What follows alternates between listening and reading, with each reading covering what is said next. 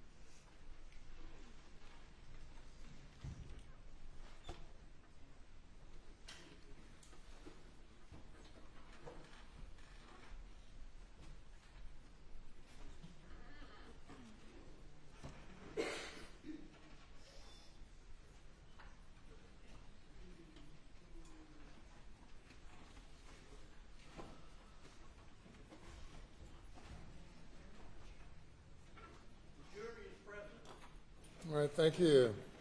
Your next witness. Tanish Bryson Smith.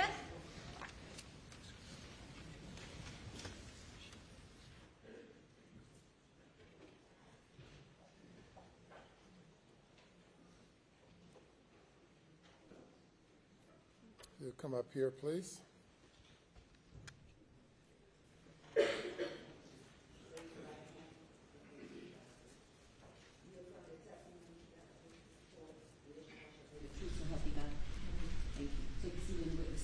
State your name again for the record. Spell your last name.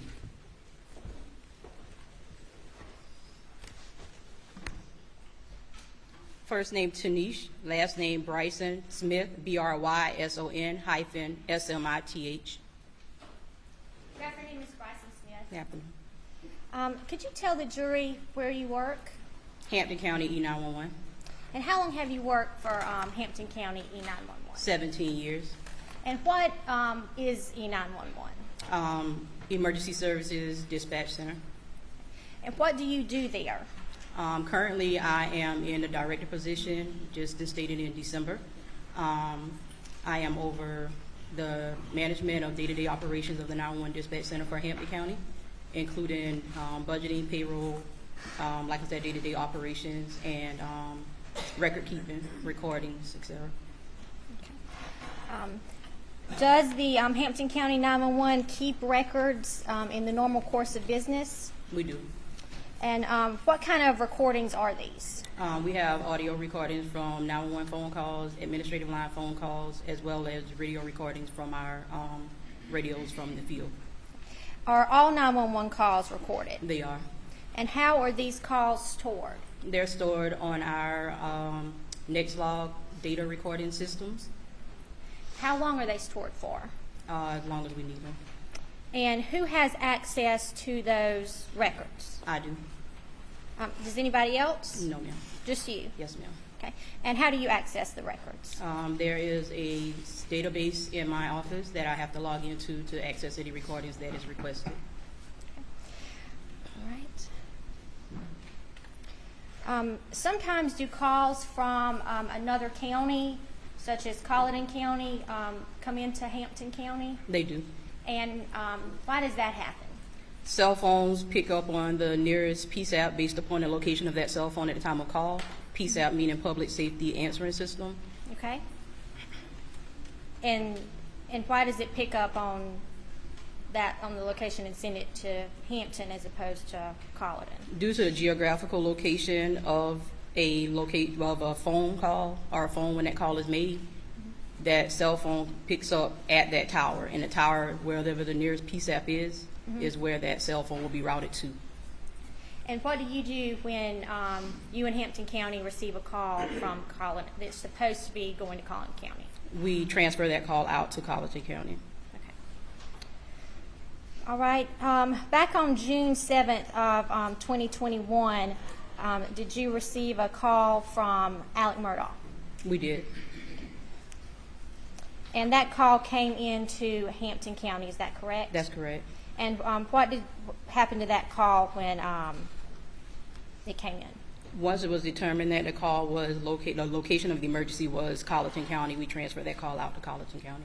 And you determined the Colleton County location how? Based upon the numerics and the address that was given, once we plug that information into our system, it populates in Colleton County.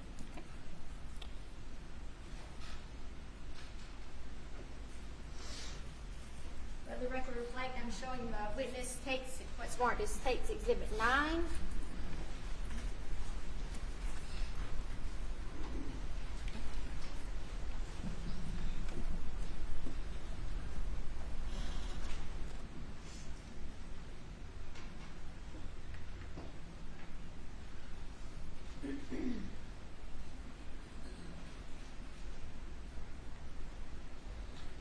Okay, Your Honor. States Exhibit 9 is admitted without objection. States Exhibit 9 is a disc. Can you tell us what is on that disc? The initial 911 call that came in on the night in question. And how do you know that call is on that disc? I was able to listen to it, and I dated it and initialed on the 23rd of January. Your Honor, at this time the state would move Exhibit 9 into evidence. Already been admitted without objection. Thank you, Your Honor.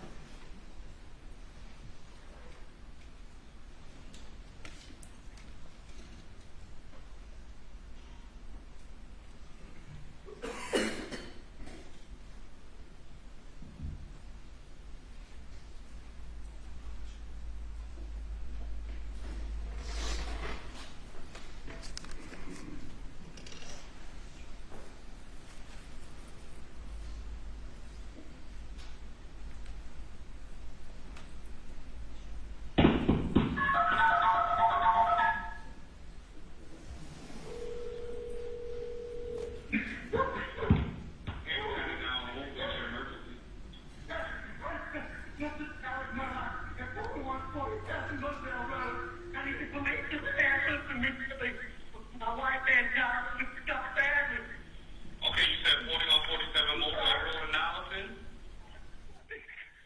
Sir? You said 4147 Moselle Road in Allison? Yes, sir. 4147 Moselle Road. Stay on the line with me, Please okay? hurry. Yes, sir. Stay on the line with me, okay?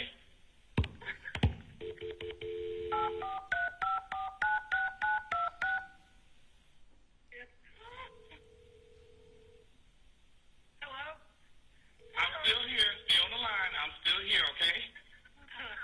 Oh, Collison, I have an Alex Murdaugh on the line calling from 4147 Moselle Road. He's advising that his wife and child was shot. Mr. Murdaugh, go ahead and talk to Collison. it's 4147 Moselle Road. I've been up to it now. It's bad.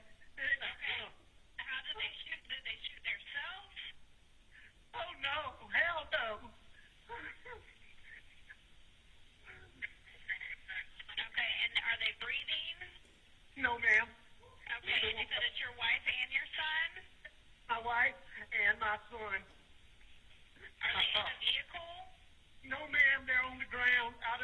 mental.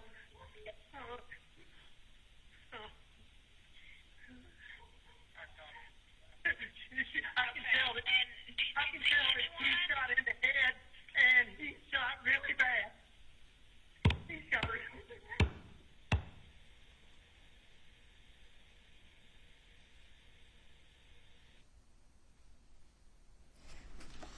The state has no further questions for this witness. By the defense. Cross-examination. Thank you for its indulgence.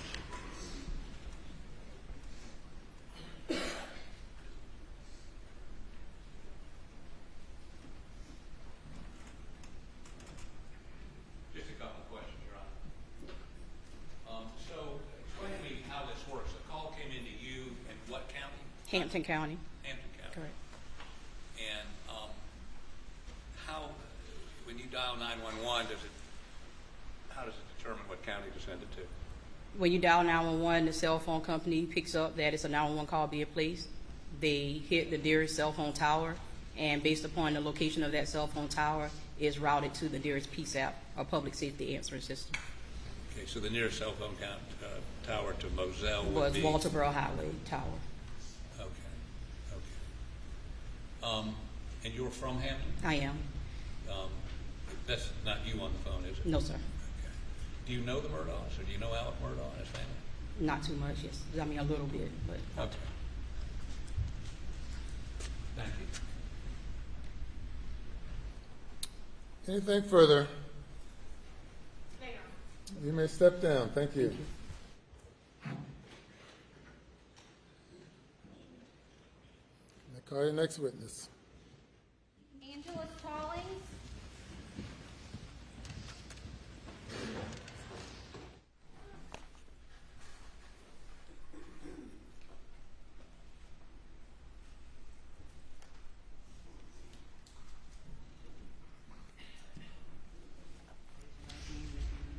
You affirm the testimony about to give the court shall be the truth, so help you God. Yes, ma'am. Thank you. Take a seat. State your name again for the record. Spell your last name.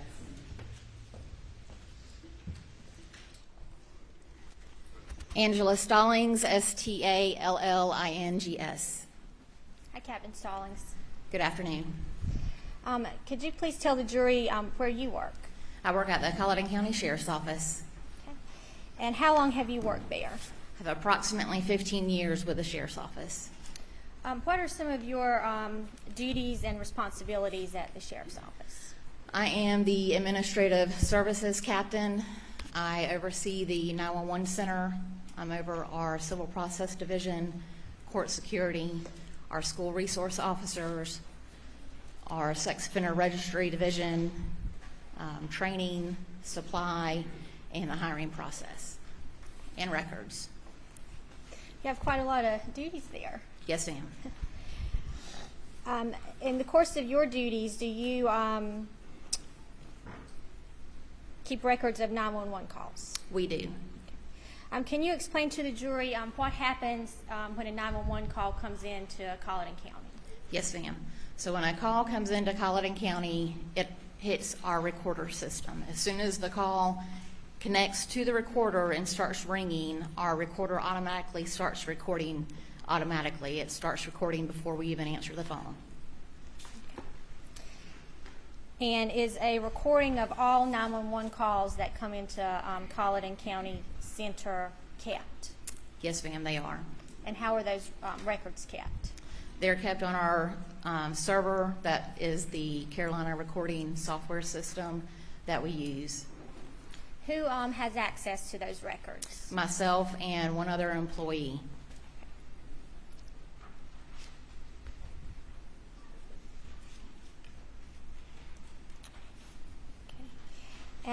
Is it normal for y'all to have calls routed from Hampton County to Colleton County?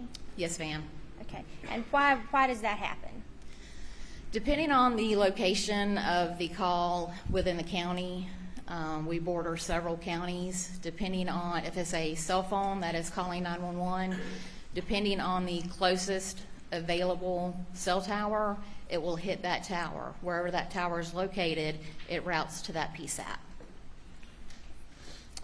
All right, on June 7th of 2021, did Colleton County receive a transferred 911 call from Hampton County? Yes, ma'am, we did. And what time did that call come in? May I look at my notes? Yes.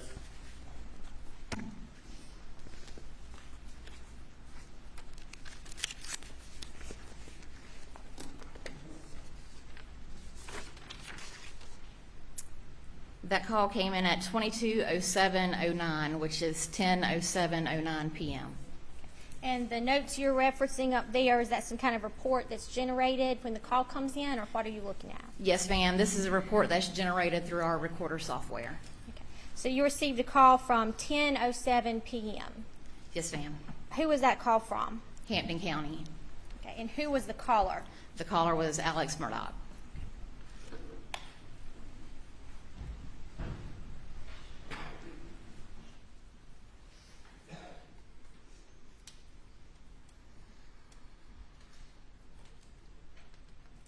I'm showing you State's Exhibit 11.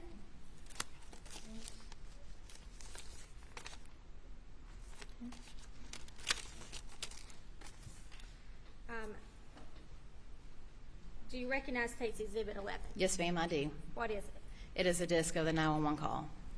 And how do you know that? It has my initials and date that I reviewed it. And this is a true and accurate depiction of the 911 call made by Alex Murdaugh. Yes, ma'am, it is. Your Honor, at this time I've moved State's Exhibit 11 into evidence. Submitted without objection. Thank you, Your Honor.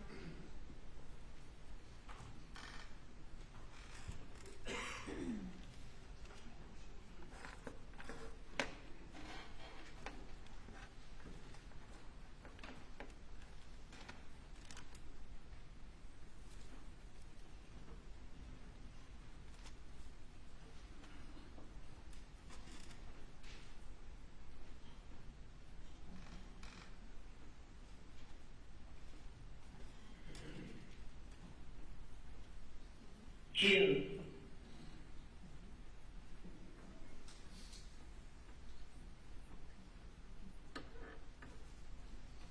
June 7th, 2021, 22 hours, 7 minutes, 9 seconds.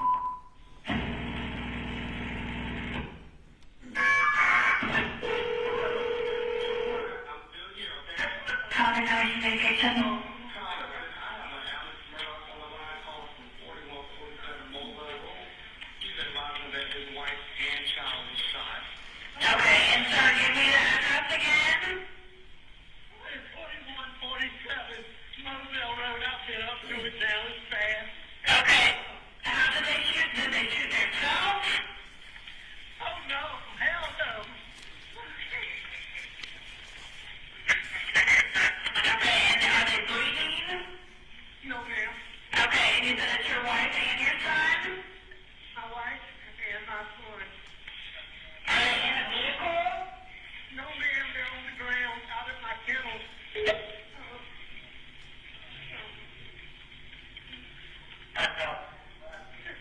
Okay, and did you see anyone? Shot in the head, and he shot really bad. He shot really bad. Okay, where is he shot at? Ma'am, I don't know, but he has blood everywhere. I see his brain. Face down, I shot his gun a little bit. He's got a hole in her head. Okay, is he breathing at all? No, nobody. Is she? Okay, do you see anyone in the area? No, ma'am. No, ma'am. No. Is there any guns near them at all? No, they're just here. They're calling the house on the outside. If that's what you're asking, they didn't shoot themselves, ma'am. What? Calling the house on the outside. It's white. You can't see it from the road. Okay, is it a house or a mobile home? It's a house. Okay, and what is your name? My name is Alex Murdaugh. Okay, did you hear anything, or did you come home and find out? Well, I've been gone. I just came back.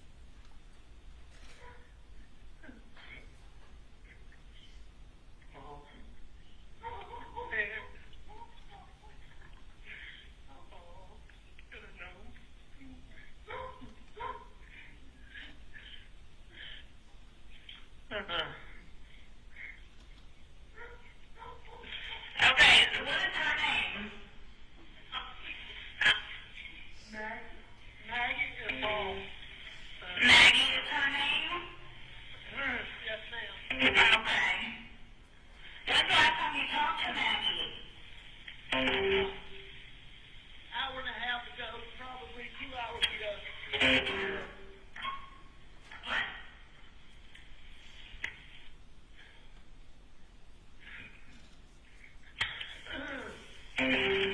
you said about 2 hours ago you talked to them?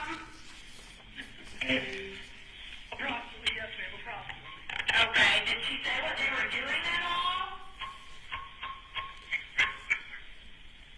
No, I talked to her in person. You talked to her in person?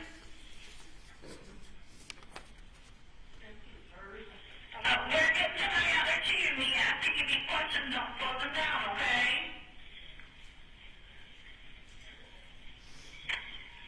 And you sure they're not breathing? Is he moving at all, your son? I know you said that she was shot in the head, but what about your son? Nobody. They're not. They're going over these food.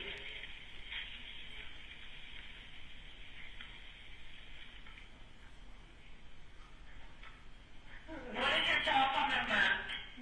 942-1227. I'm going back to my house just to get a gun just in case. I'm about 100 yards from my house. And did anything look out of place?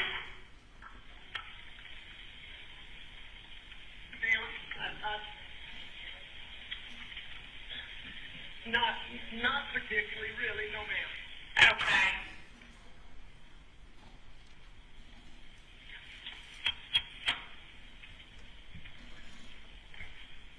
Look, I know you're upset, Mr. Murdaugh, but I don't want you to get a gun and have a gun out whenever my officers get there, okay?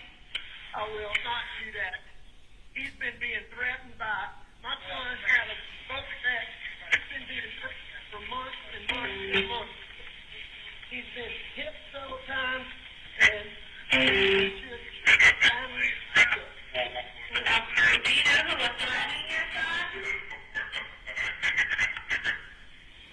It's too many people. Oh, son. One second.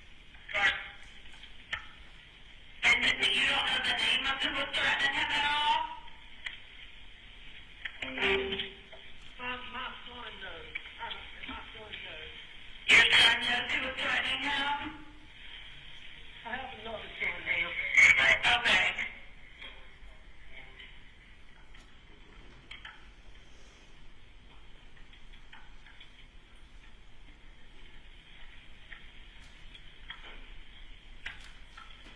All right, I'm going back down there.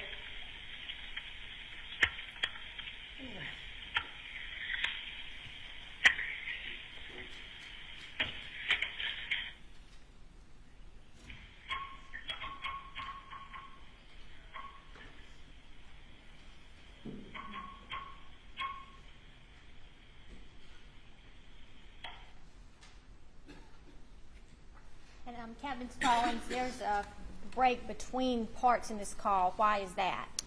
The way our recorder system is set up, if there is a pause with either the call taker or the caller not talking, the recorder automatically cuts off. As soon as it starts to hear someone talking, it automatically kicks back on and starts recording.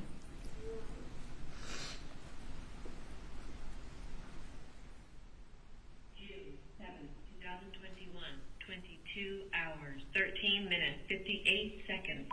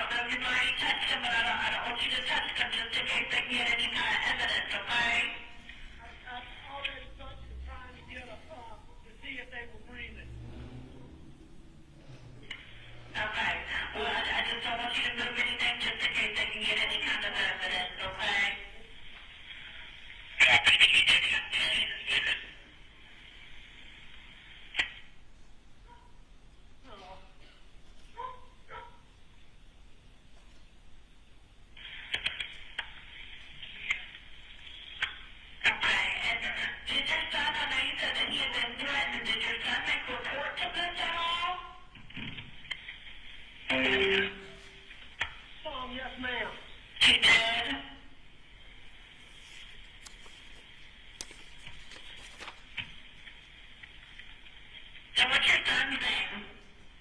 Paul. Paul? Ma'am, I want to call, I need to call some of my family. Okay. Well, do me a favor for me. Whenever you see the officer or the medics, because they're all coming to you, can you put your gun in your vehicle for me? Absolutely. Okay. Well, we have them come and turn on the flashing on your vehicle so they can see you, okay? You got the flashers on for me? Okay. All right. Just, whenever you see them, put your gun up for me, okay? Okay. How old is your son? 22. Okay. All right. We're getting them out there to you, okay? All right.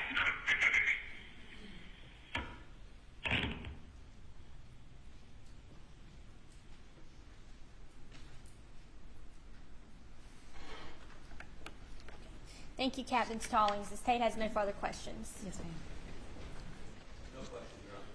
All right, thank you. You may step down.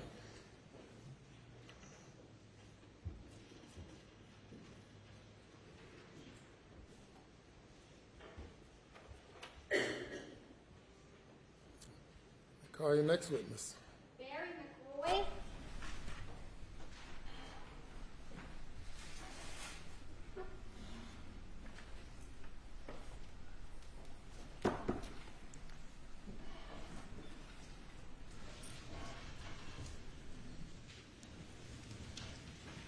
Hello. Raise your right hand, left hand on the Bible. You swear affirm that the testimony you're about to give the court shall be the truth, so help you God. I do. Thank you. Take a seat in the witness stand. State your name again for the record. Spell your last name. Barry McRoy, McRoy. Chief McRoy, could you please tell the jurors where you work? Work for Colleton County Fire and Rescue. And what is your position? I'm the fire chief. The fire chief of Colleton County Fire and Rescue? That is correct. And how long have you worked at Colleton County Fire and Rescue? 29 years. And about how many scenes do you think you have responded to over the years? I have no idea. Many thousand.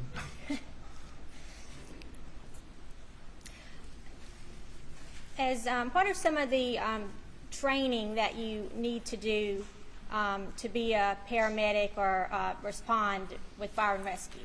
Well, that has changed greatly over the years, but presently, to be a paramedic, you have to have been an EMT for, we recommend 2 years, which that's about a 500-hour course, and then you take a paramedic course, which is about 1,500 hours.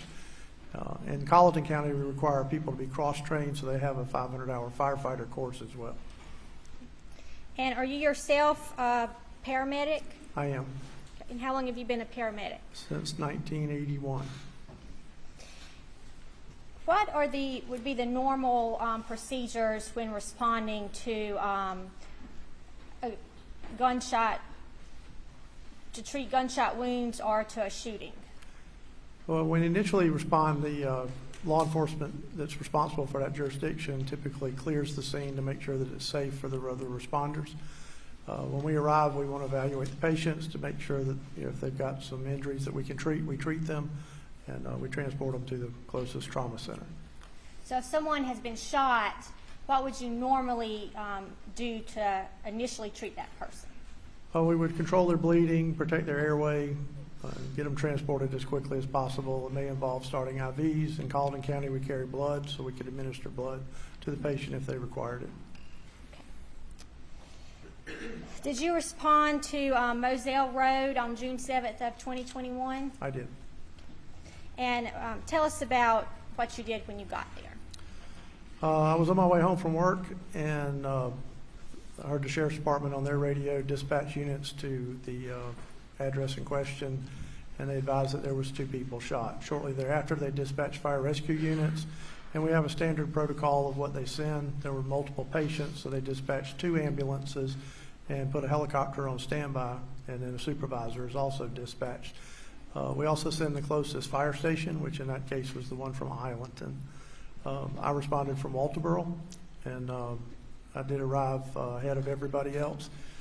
Dispatch had told us not to go onto the scene, so I staged about the 3900 block. And a few minutes later, a deputy passed me, and I went in behind the deputy, which was Mr. Green that y'all listened to earlier. And what did you see when you were driving onto the scene? It was really dark. Had a long dirt driveway, and when we arrived, there was some kennels off to the left, and like a big barn with a 3-lane lean-to on the right-hand side. Okay.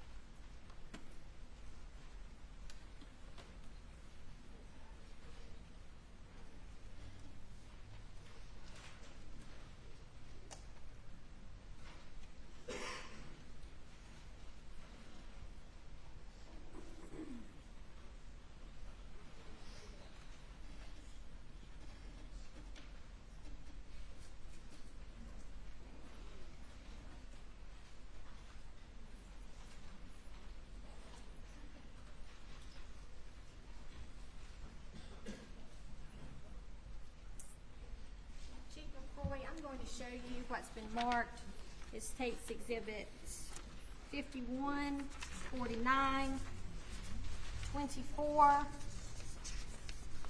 and 21. I'll just ask you to take a look at these pictures and tell me, are you familiar with those pictures? Yes, ma'am. This does appear to be the accident scene. And these are true and accurate depictions of the crime scene that night. Yes, ma'am.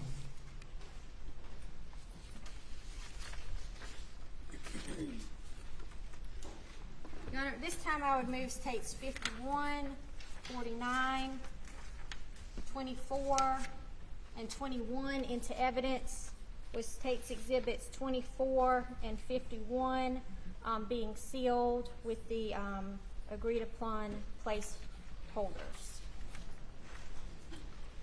No objection. You're admitted without objection. So, Chief McCoy, could you tell us how you observed the victims when you got to the scene? Deputy Green went through the scene first. He actually drove a little ways in between the kennels and the lean-to. It was very dark, so he needed his headlights to see what was going on there. There was animals in the kennels. I don't know how many, but there was also some chickens fluttering around on the equipment on the right-hand side. The body of a younger male subject was face down by the kennels. He had some very severe injuries to the head. And there was a female subject at the end of the lean-to. She was also face down with severe injuries to her head. And there was a gentleman standing off a little distance away from it, and he was on a cell phone and seemed very upset. Did you recognize that gentleman? Yes, ma'am. And who was that? Alex Murdaugh. And how did you recognize him? I have met him in the past on a professional basis because we have had to do depositions and such with his law firm.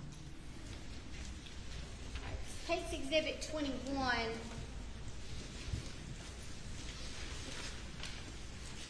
Can you describe what the jury is looking at in this picture?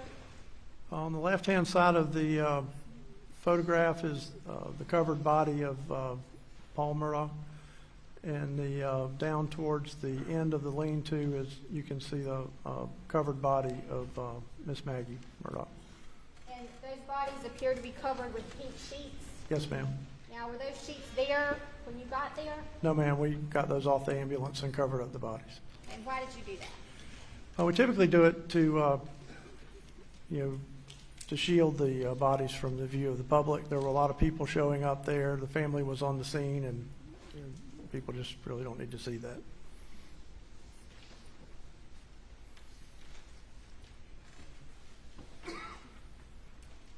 State's Exhibit 24.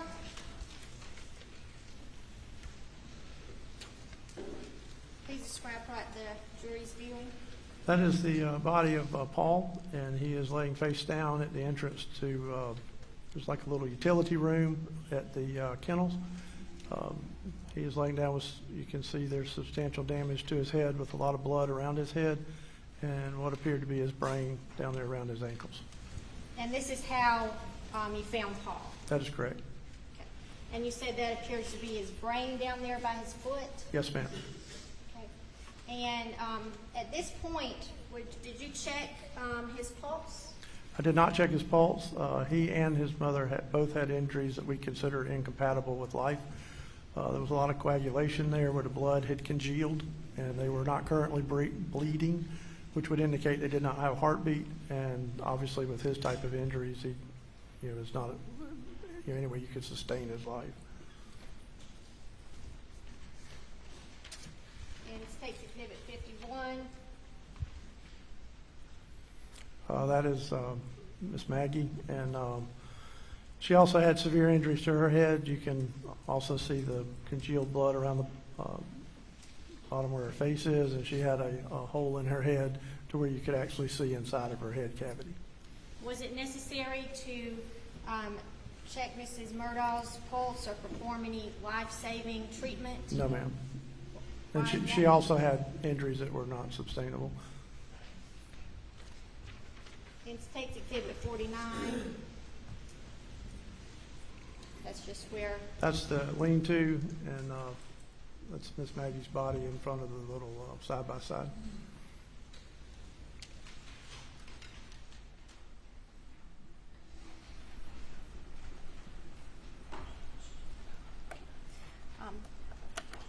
thank you. I have no further questions for this witness at this time.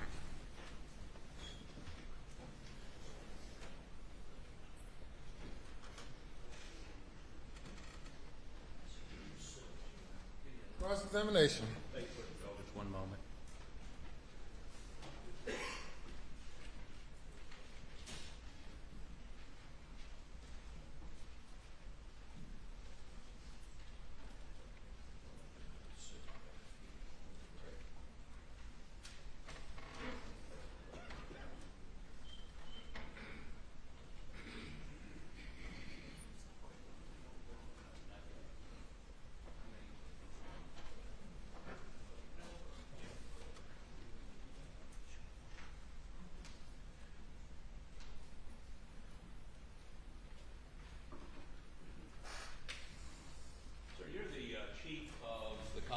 Fire Rescue, correct? That is correct. And you, in the past, have had dealings with Alex Murdaugh in a professional capacity with his law firm, correct? That is correct. So you recognized him, and you've seen him before, correct? Yes, sir. Was his demeanor grieving, distraught, upset? He seemed to be very upset, yes, sir. Very upset. Now, I've got just a very few questions for you. But when you responded, and I'm going to try to get the picture, I think.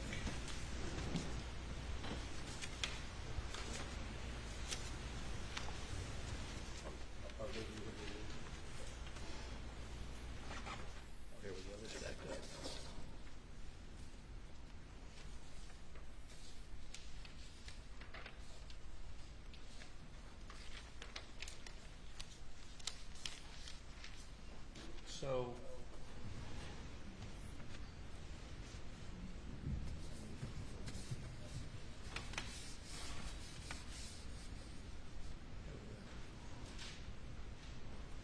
you recognize this from the night of June 7th? That is correct. And those headlights facing us, are those the headlights from the Suburban? That would be a vehicle that was south of the location, so the police car would have been north.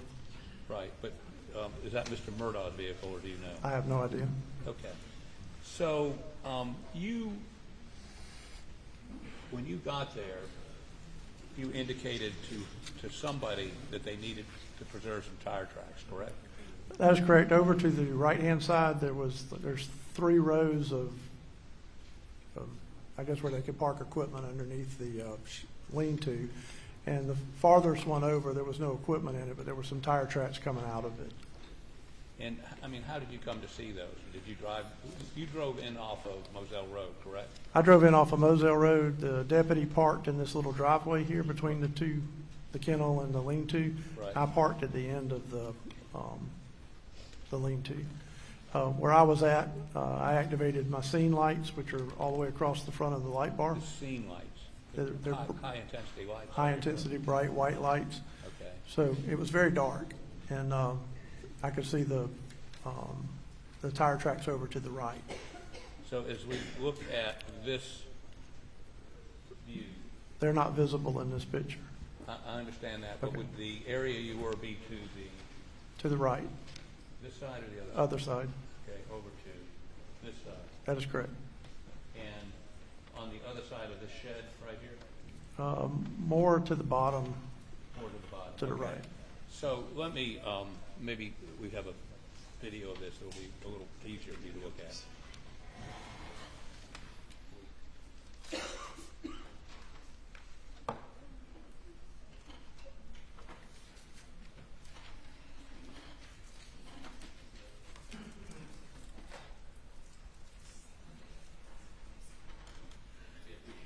No signal. Like my television at home. Okay, so.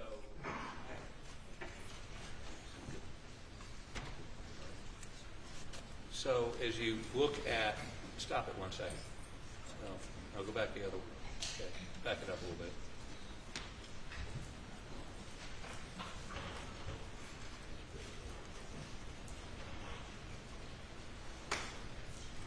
From this perspective, can you see that perspective right there?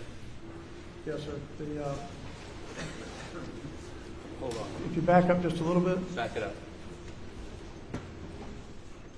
if you'll stop it Stop. there, Go back. you can see the workshop on the left. How about do this? How about step down here for us? So we all are singing from the same sheet of music. If you'd stand over that way so these jurors can see. There's a workshop right here, Uh-huh. and there's a row here, Uh-huh. a row here, and a row here. This row is where the tire tracks were.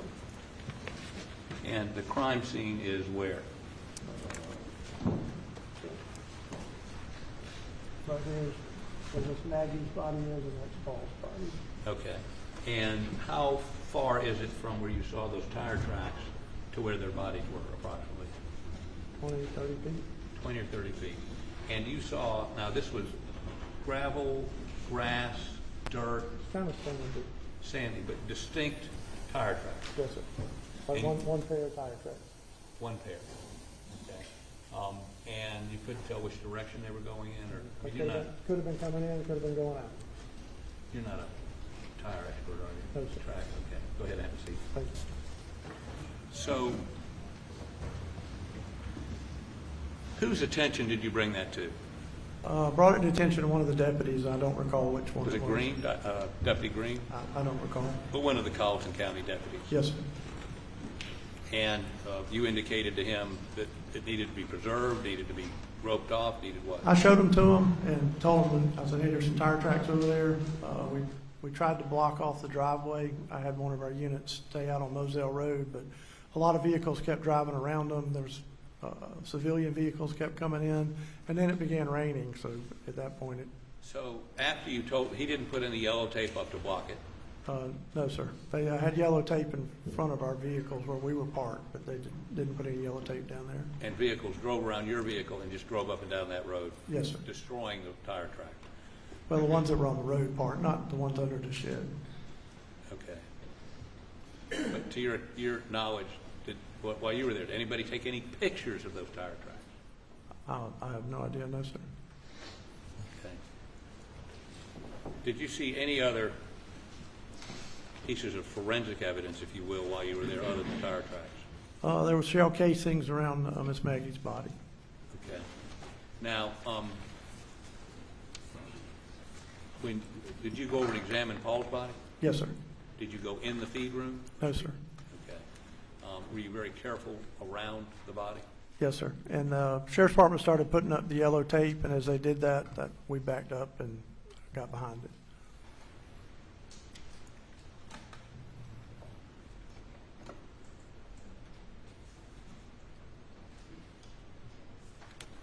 Thank you, court's indulgence.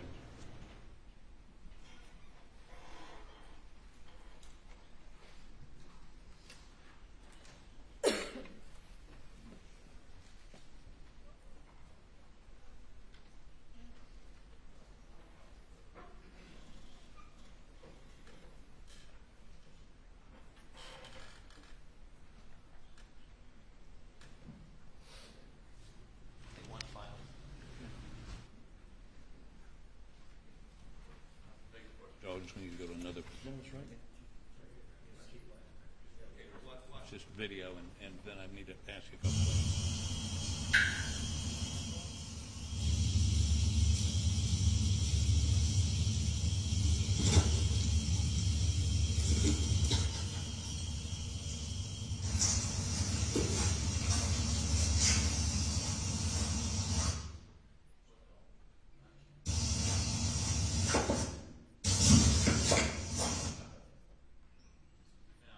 Is this the area you were talking about where there were tire tracks?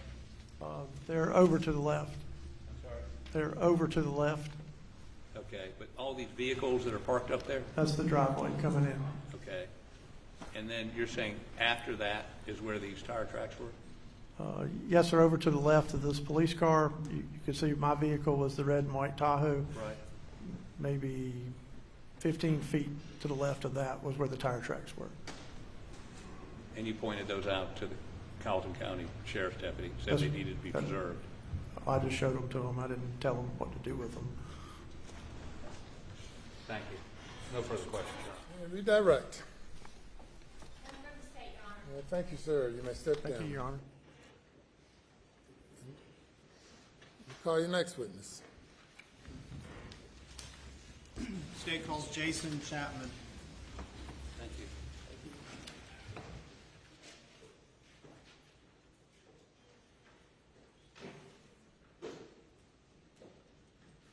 Lights on or they turn them off?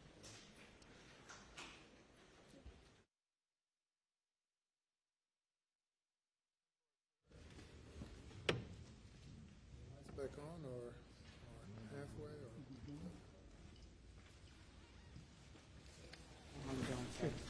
Do you affirm the testimony about the other court shall be the truth, so help you God? I do, ma'am. Thank you. Thank Take you. a seat in the witness stand. State your name again for the record. Yes, ma'am. Spell your last name. Good afternoon. My name is Jason Walker Chapman. Last name Chapman.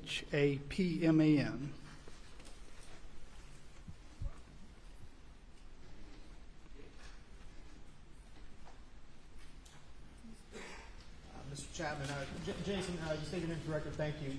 Tell us a little bit about yourself. Where'd you grow up, and what education did you obtain? Sure. I'm a native, born in Walterboro. I've lived here most of my life. Graduated from what was Walterboro High School at the time. I attended the College of Charleston and the University of South Carolina, Salkehatchie. Before starting my career in law enforcement, I actually joined the cadet program well before age of 21, then became a reserve deputy, dispatcher, and then a Class 1 officer. And I've now been doing law enforcement. I'm in my 26th year. 26-year career. Would you walk us through how you when you first got into law enforcement, and kind of the roles you've taken on and the training you've done in that? Certainly. In '97, I attended a reserve officer class. It was a joint class between the Collinsville County Sheriff's Office and the Walterboro Police Department. I had to actually wait until I turned 21 to take the final exam. Went down to the academy, took the exam, passed, began working as a reserve. I then got hired as a dispatcher at the Walterboro Police Department, where I worked a short stint as a dispatcher to fill in a hole. And in the spring of '98, I attended the South Carolina Criminal Justice Academy. I graduated later that year. I actually graduated as a distinguished graduate from the academy. Since then, I've been doing law enforcement. I did my first 16 years with the city of Walterboro, and I transferred over to the sheriff's office January 1 of 2013, where I have remained since then. My training I've worked through pretty much every division there is in law enforcement, probably with the exception of civil process. I have an extensive background in firearms. I'm a firearms instructor, less than lethal instructor, active shooter instructor. I've had training as a narcotics supervisor. I've been through schools for administration, pretty much everything. What's your current rank with the Sheriff's Department? Currently as captain. And how would you describe your responsibilities presently? So currently I oversee special operations. That includes our investigative division, our tactical team, search and rescue. Have you ever had an opportunity to testify as an expert in a trial? I have. Tell us about that. This past year in 2022, I testified in federal court in Charleston, South Carolina, on a case involving the city of Beaufort, and I was sworn in as a expert witness in general police procedures. I'm going to direct your attention back to the date of June 7, 2021. Are you familiar with that day? Yes, sir. What was your role with the sheriff's office back on that date? The same as it is currently. Supervising investigations? That's correct. And that would that include homicides? Yes, sir. All right. Did you have an opportunity, were you dispatched or were you noticed of an incident that occurred on that day? I was.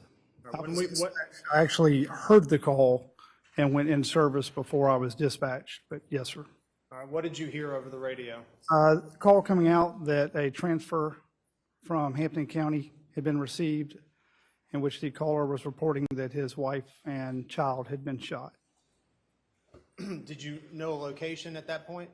I was given the location by dispatch, but I was not familiar at the time of the dispatch as to the parties involved. And at that point, did you decide that you were going to go to the scene? I did, sir. What was the dispatch location?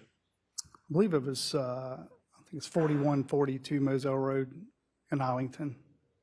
Were you made aware of who this involved at that I was not at the time. Is 4147 Moselle Road within the limits of Colleton County? It is, sir. And walk us through what you did that night upon, learning of this incident and then making your way out there. Walk us through that process, if you would. Yes, sir. I had a brief conversation with Sheriff Hill by telephone while en route. He had been advised of the caller's identity as Mr. Alex Murdaugh.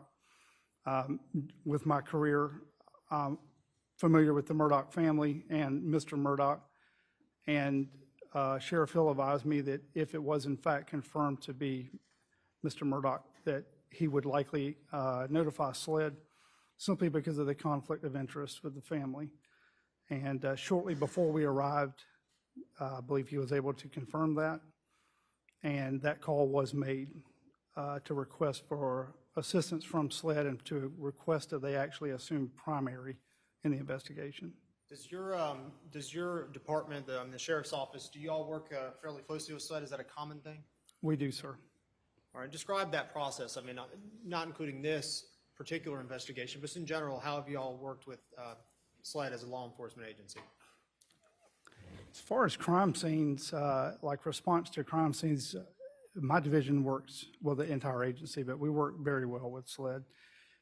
The remote location, although we have a satellite office for SLED here in Colleton County, actually, for the Low Country, their crime scene unit still comes out of Columbia.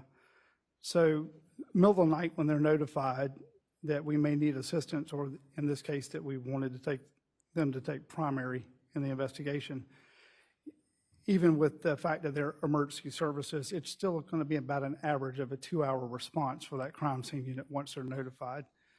So it's very common for us to begin the investigative process at that scene while we're waiting for their arrival, with them working jointly with us. And that investigative process usually begins with the acquisition of a search warrant, which we know will be required once the crime scene team arrives on scene. And that just comes from a long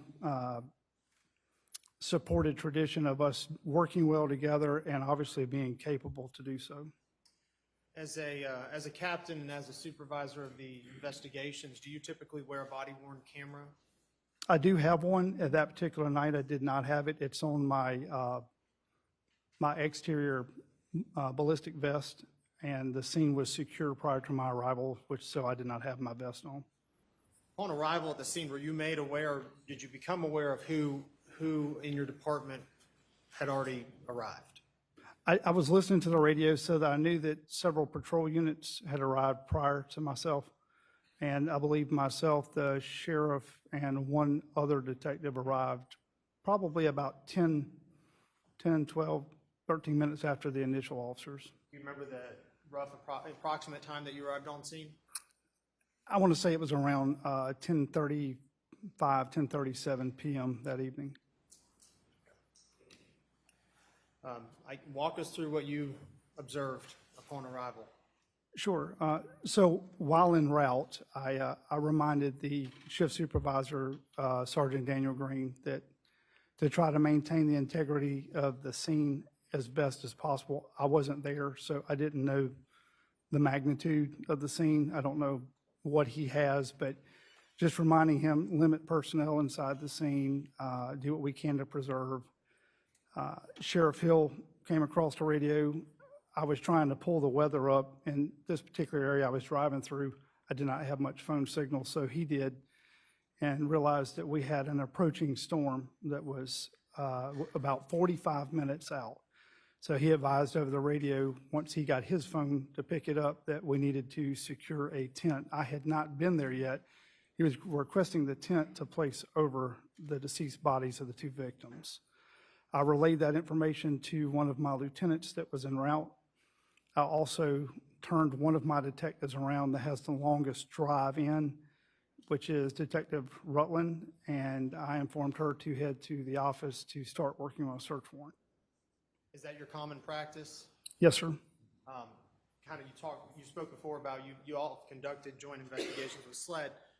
Is it common for, describe for us what your roles might be in a joint investigation and what SLED's role might be and how that, played out in this case? Certainly. So the very first thing, obviously, is a notification for a request for assistance, and then the explanation of what exactly we're requesting. A lot of times our assistance is, what's requested is nothing more than assistance with the crime scene. Sometimes it may be that we're asking for them to take the entire case. In this case, the notification was made by the sheriff. All I was told was that SLED was responding, that they were sending a team of investigators as well as crime scene. Knowing that crime scene was en route, we went ahead and secured that search warrant. That's why Detective Rutland was turned around and sent directly to the office to go ahead and initiate that process. Obviously, at 10:30 at night, we knew that we were going to have to get the warrant typed, and then we were going to have to locate a judge in the middle of the evening. We wanted to have all of that done prior to the arrival of the crime scene unit. And you touched on earlier a little bit about the weather, but describe the weather as it was when you arrived that evening. As I arrived, hot, sticky. I recorded in my notes. It's the only reason I can go back and tell you exactly, but what I have recorded in my notes is 79 degrees, 89% humidity, hot, sticky. It was not raining yet. An occasional raindrop on the windshield, but no actual rain yet. It was a little foggy on my ride in, but not foggy at the scene. And obviously evening hours. And I think you mentioned before, but rain did set in at, however, how long was it until the rain set in? It wasn't very long. I think the radar was pretty accurate. I want to say within 45 minutes to an hour of that notification, the rain did come. And you mentioned setting up tents or requesting that tents be set up. What would be the purpose of those tents? So in response to the crime scene, obviously preservation of any type of evidence is important, but the preservation is not always limited to leaving it there and taking a picture of it and wait for somebody else to get there. In this case, Mother Nature wasn't complying. We knew that the rain was inbound. So the tent was placed over victim Maggie's body in an attempt to preserve any evidence that may be there. I only had one at the time. Paul's body was positioned somewhat over an extending ledge that I was hopeful would keep some of the rain if it did start off of him. The other evidence would have been anything from, and at the time I didn't know what we were going to be facing, but from, tire tread, footprints, shell casings, anything at all. So the intent would be to preserve that as best as possible. And if it was going to be affected by the approaching weather, do the best thing we could to mark it out, measure it out, and have that done or partially done by the time crime scene arrived. As far as safety purposes, when you arrived on the scene, would you have considered the scene to be secured at that point? I arrived pretty quick. I know that as far as the immediate, right there, the area that I'm sure that you ladies and gentlemen have seen with the tape and the videos that were played earlier, the immediate scene, yes, the outside, the property's approximately like 1,700 acres, and it's not just that property. It sits in the middle of nowhere. At the time, we did not know what we had. I don't know if we had a active shooter, didn't know if we had a murder-suicide, didn't know if we had people in the woods. We don't have any idea. So inner perimeter secure, I would say yes, sir. Outside, in the woods, across the street, I wasn't sure yet. I didn't know. Is it fair to say that there was a lot of unknowns at that point when you first arrived? A lot of unknowns when I first arrived. Very little known other than at the time what they had gotten as initial information from Mr. Murdaugh and the fact that we had 2 deceased. Tell the jury, if you will, well, first of all, let me ask you this. As part of your law enforcement training throughout the years, have you had any experience with or training in, life-saving techniques, if needed, if someone needed CPR or something like that? Are you trained in that? Oh, yes, sir. Yes, sir. And arrival on the scene, did you physically observe the 2 bodies that were present, both of Maggie and Paul? I did, sir.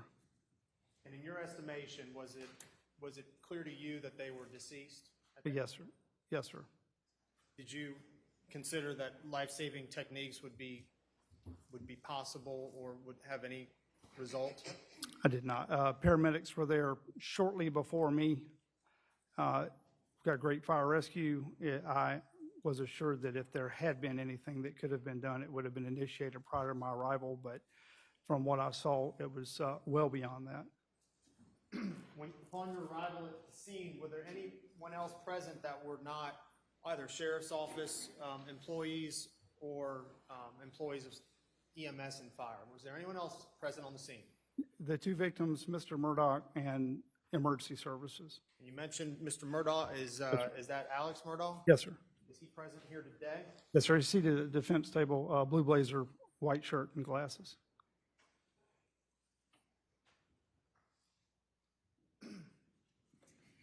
Did you have an opportunity to observe Mr. Murdaugh that night?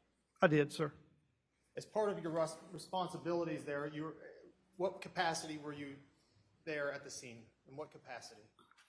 Again, investigative. I realized that, we had notified SLED to take over, but again, what we were attempting to do and what we did do was identification of any potential evidence. We marked that potential evidence. If time had allowed, it would have been photographed, and then from that point simply protected. Absolutely zero collection of anything was done by any of my staff, with the exception of one GSR kit that was instructed by SLED. I know, have you familiarized yourself with the body-worn video of both Deputies Green and McDowell? I did, sir. And what was your first order of business upon arrival, particularly relating to Paul? By the time I got there, they had placed a sheet over both of the victims. It's something that, I'm not always, I don't like. I understand that a lot of times it's placed there, so the family doesn't have to see that, but prefer that it does not happen, but in this case, it is already there. And because the scene is still somewhat fluid, we talked about the inner perimeter being secure, but as reported by Mr. Murdaugh, we don't know who the defendants are. We don't know where the shooters are. We see shell casings scattered around the ground that are obviously rifle casings. There's some evidence to support that at least one or more shots into Paul were from a shotgun. That means two weapons. So were there two people? Are there other people that may be injured? So inner perimeter may be considered secure, outer perimeter not so much. So we began really quick with an inspection of the two individuals to make sure that we had not missed a weapon, or that the initial responding officers had not missed one. And we could see that Maggie... I wasn't until he told me. Apologize. We could see that Maggie, there was nothing laying beside her. We looked closely. Again, we didn't move her. So we went over to Paul, and I had a couple of the deputies there and a detective lift the sheet just so that we could look and make sure there wasn't a weapon underneath him. His hands were tucked, so you couldn't see underneath his body. But as best we could tell from the present state of the body, unless there was a weapon directly underneath him, there was nothing out to left or right.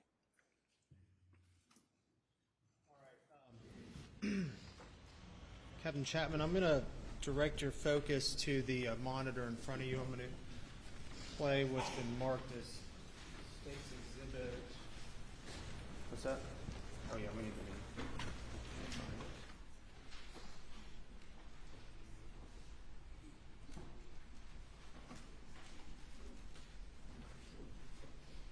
State's Exhibit number 1. Yes, sir. Marked it to the 28-minute mark on that. Just looking at the still image right now, are you familiar with the scene there? And can you describe what's going on? Yes, sir. So that's myself, Detective Tyndall, Chief McRoy from the Colleton County Fire Rescue. Lieutenant Lonnie Nettles in the background near the perimeter, inner perimeter tape. And victim Paul Murdaugh's body to our left there in the open doorway to the feed room. What are you preparing to do here? At this point in time, double checking to see if there is a weapon. Yeah, I told you before we weren't sure whether we're talking about a full murder, a murder-suicide, active shooter scenario. Are there other suspects that may be in the woods? We knew we had the casings that matched to a rifle with some evidence to support it possibly a shotgun. So when asking if any other weapons had been found, everyone stated no. So I had them lift the sheet to make sure there wasn't the barrel of a gun or anything sticking out underneath the body. A little bit about the scene here and your observations of what you're looking at. The kennels directly to the left. If I could direct your attention to those. Yes, sir. Did you notice animals in those kennels? I believe in the 1, 2, 3. There's a couple kennels closest to the feed room that did have dogs in them. And possibly one towards the end. They weren't all full, but the ones closest to the feed room, I think there was a dog in at least 1 or 2 of them. And was the area wet? The area directly in front of the feed room was like wet. There was also water that tailed out of at least the first 2 kennels. The rest of the sidewalk was not wet. That water, I never saw a hose, so I'm not sure if it was leaking from something, but it was actually standing water. And was that water present consistent with the weather at the time? No, sir, it hadn't rained yet.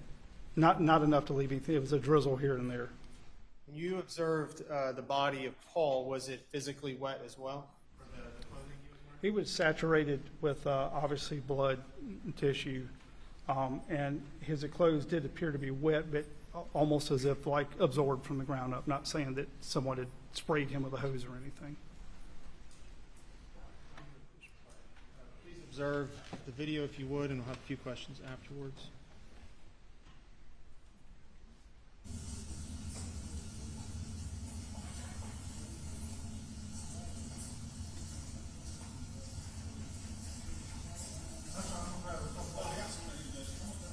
Hey, you want to close that in? Sir? Was that? You want to close it in? Yeah.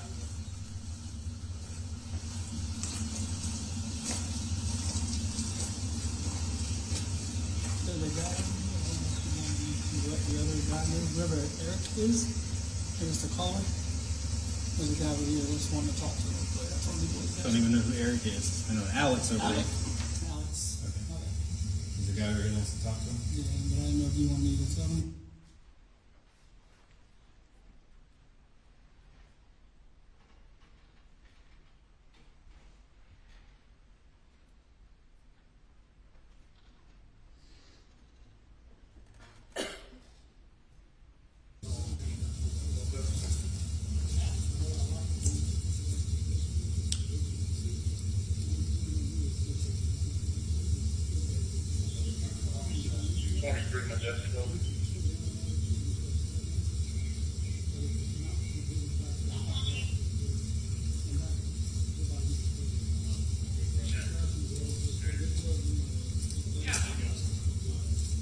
It's a great trailblazer. Correction. It's unknown what type of vehicle. She has a great trailblazer. It's her yard that belongs to her. She says she can only see the tail light from the vehicle. She is also correcting the use of non-toxic.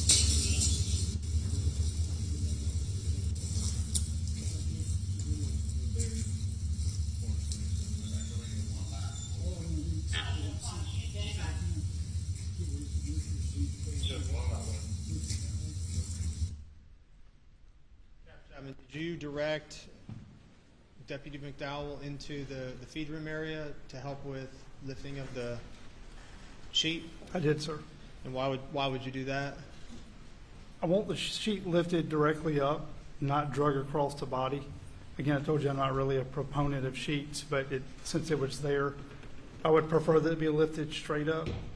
I had already walked through to see what, if anything, right there. You can see I'm cautiously stepping there, but I'd already checked to see if we were going to be able to step to the inside of it, the spot right inside the inside of the door, inside the door frame. I had looked, and I felt like he would be able to step straight in, pick the sheet up, put the sheet back down, and step back out. And is preservation of a scene important? It is important. In your line of work? Absolutely. Is equally important securing the scene and making sure that you understand if there's any loose firearms around or that there's any other It is. Again, uncontrolled circumstances going on? It is. Again, you know, the sole purpose of this right here is to help determine whether or not I have any suspects still on the move or if there's a weapon underneath him. Thank you. Well, the desk over there. People just don't know. Fire rescue might have some more sheets we can steal. That's why it shouldn't be about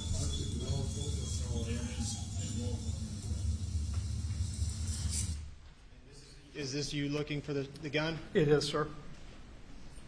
What do you notice about the body physically laid there, Paul's body? Feet towards the feed room, head towards the driveway, hands tucked underneath the body, fairly saturated in blood. Majority of the head is gone. There's a lot of tissue, what appears to be at least some of the brain or most of the brain lying on the opposite side from me to the victim. Wet, again, I'm assuming probably from soaking up rain or water, whatever that is, off the sidewalk. And a smartphone sitting propped up on the back of him. Was Paul's person saturated in physical matter and blood? Yes. And his hands, were they accessible to anyone without, could you have touched Paul's hands or wrists without physically moving him? I can't actually see his hands at this point in time. Fell down on top of him? Is that They're fair to say? underneath his body, yes, sir.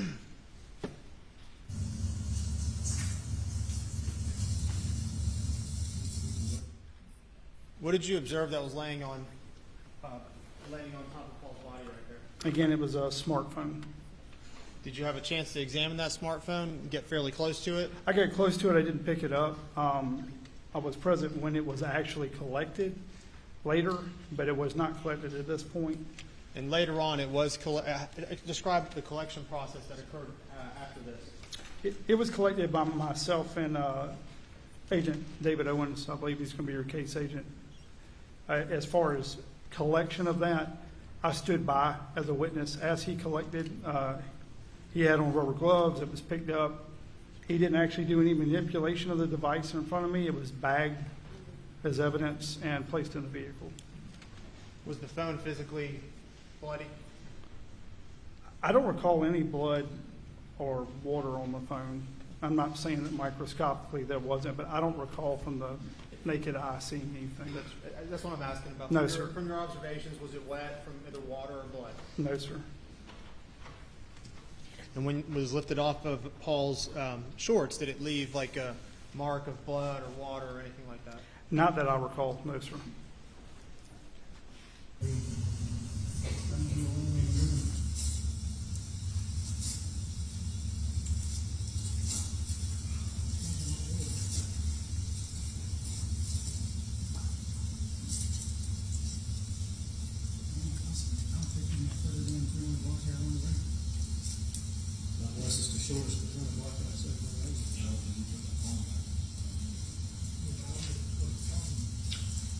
I haven't asked the dad about the phone, but dad did say he came over and checked the pulses. Beyond that, I don't know what else he may have done.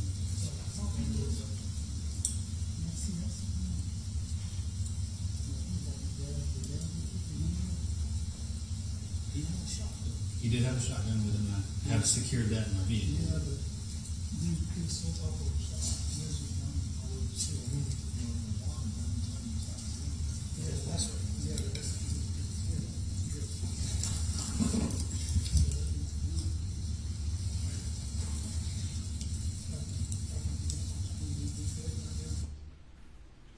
Were you able to locate a firearm underneath the body of Paul?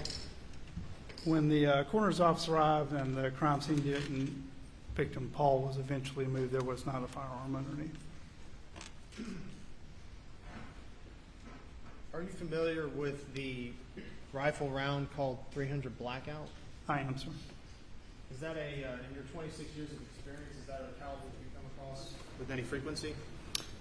In the last couple of years, probably more than ever, but in all the crime scenes that I've worked, I believe this was, at the time, the second ever in my career that had a 300 Blackout as far as being involved in a homicide. As supervisor on the scene, is it part of your responsibility and your duties to sort of direct what people do? You're the person in charge? It is, sir. Does that free you up to do other things? If you have your deputies doing the tasks that you've assigned them? If possible, yes, sir, sometimes. And on this particular instance and this night, were you able to observe Mr. Murdaugh and see what he was up to? Oh, yes, sir. I spoke to him on a few occasions.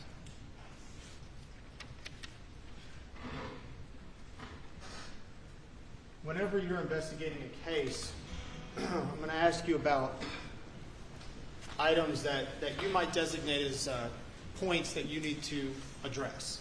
Yes, sir. Can you describe what that might mean? What's in general like an investigative point or investigative cue that you need to focus on? Anything that we hear or see that, based on the limited amount of knowledge we have at that particular point, just creates a unknown, something that may need further investigation, something that maybe doesn't necessarily correspond with the evidence on scene or with the statement made by somebody. It's something that just we need to follow up on. It can't just be left alone or accepted as fact.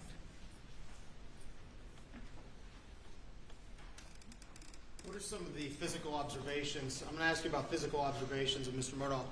Did he appear to be, at least outwardly, did he appear to be upset? Yes, sir, he did. Were you close enough to observe whether or not he actually cried or had tears in his eyes? He was upset. Definitely upset. I got up to him, again, like I said, I spoke to him on at least 2 different occasions, and he was breathing hard. You know, his facial expressions were that of, torment. But did I physically see him crying? I did not. He was sweating, but he wasn't crying. What did you observe about his clothing? Clothing was clean. Didn't see anything that stuck out, and obviously no dirt or blood or anything that indicated he had been rolling around on the ground or that he had, been involved or anything up to that point. I'm going to ask you about something you do when you're arriving on a scene, particularly if it's a homicide. Do you have a practice of phoning or having dispatch send you the 911 call? Yes, we do. Why would you do that? We get a lot of information from 911 calls, more so than the average person, I think, would believe.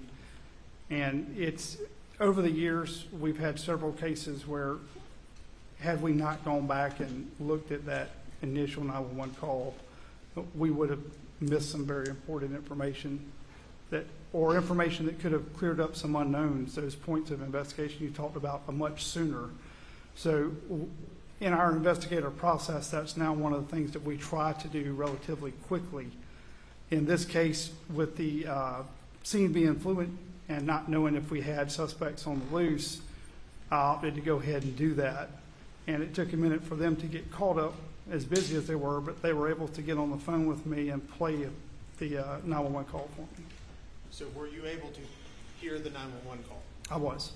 And are you listening to that 911 call both for content but also critically and trying to examine the things that are said? Oh, absolutely. We're listening for noises in the background, exactly what is said versus what we see, so forth. So with that awareness of everything that was said on the 911 call, do you then take that information and apply it to the scene? Yes, sir. And are you applying that information to try to see if it checks out, to see if things are consistent with what you heard on the 911 call? Yes, sir. And on the 911 call, did Mr. Murdaugh indicate that he had tried to examine the bodies or check their pulses? Yes, I believe dispatch stated, do not touch if you haven't. And Mr. Murdaugh replied that he had touched them, checking them. To check and see if they're breathing? And which would be expected, absolutely. Upon examination, Mr. Murdaugh, did you have a chance to look at his hands? Again, I did talk to him, yes, sir. Did you have a chance to look at his shirt? I did. And did you see any indication that there was any blood on any part of his body? No, sir. Not, again, just physically with my observations, no microscope there. I did not see any blood anywhere. And in your experience with viewing Paul's body, had you physically touched Paul, would there have been blood left on your hand? Objection, Your Honor. Speculation. Response. Physically saw the body, and he cannot testify to the locations that would be touched and whether it would transfer. Does he know what location he touched? I'll lay a foundation. I'll ask a few more questions. Yes, sir. Mr. Chapman, Captain Chapman, going back to your experience in life-saving procedures, are there common areas that someone might touch to check the pulse if they were indicating their check breathing? Objection, Your Honor. The question is, where did Mr. Murdaugh touch the body for a pulse? Was it the neck? Objections overruled. The prosecutor is asking the question. Go ahead. Thank you, Your Honor. Is there common areas that someone might check a body to check for, if they've indicated they're checking for breathing, are there common areas that someone might check? I believe the most common is the neck and the wrist that you see that people with limited training would probably use. I'm sure there are others with medical training. So the neck and the wrist. And please tell me where Paul's wrists were located when you discovered his body. They're up underneath his body. And was Paul's neck accessible? If his wrists were underneath his body, was his neck accessible? I think you can get the portions of his neck. I don't know that you'd be able to get under. I mean, he's face down, and I didn't try to get a pulse, but where I know that you would check would be difficult without manipulating the body in some fashion, I guess. and if you had to manipulate the body, and if you were going to try to check his pulse via wrist or neck, with what you saw that night, would your hands be bloody? If I had attempted, they would have been, yes.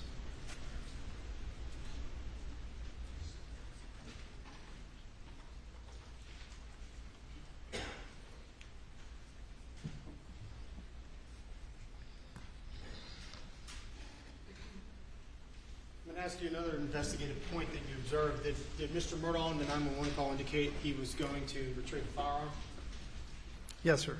And that actually came out while I was en route as a caution from the dispatcher, but it was also present on the call when I monitored the call.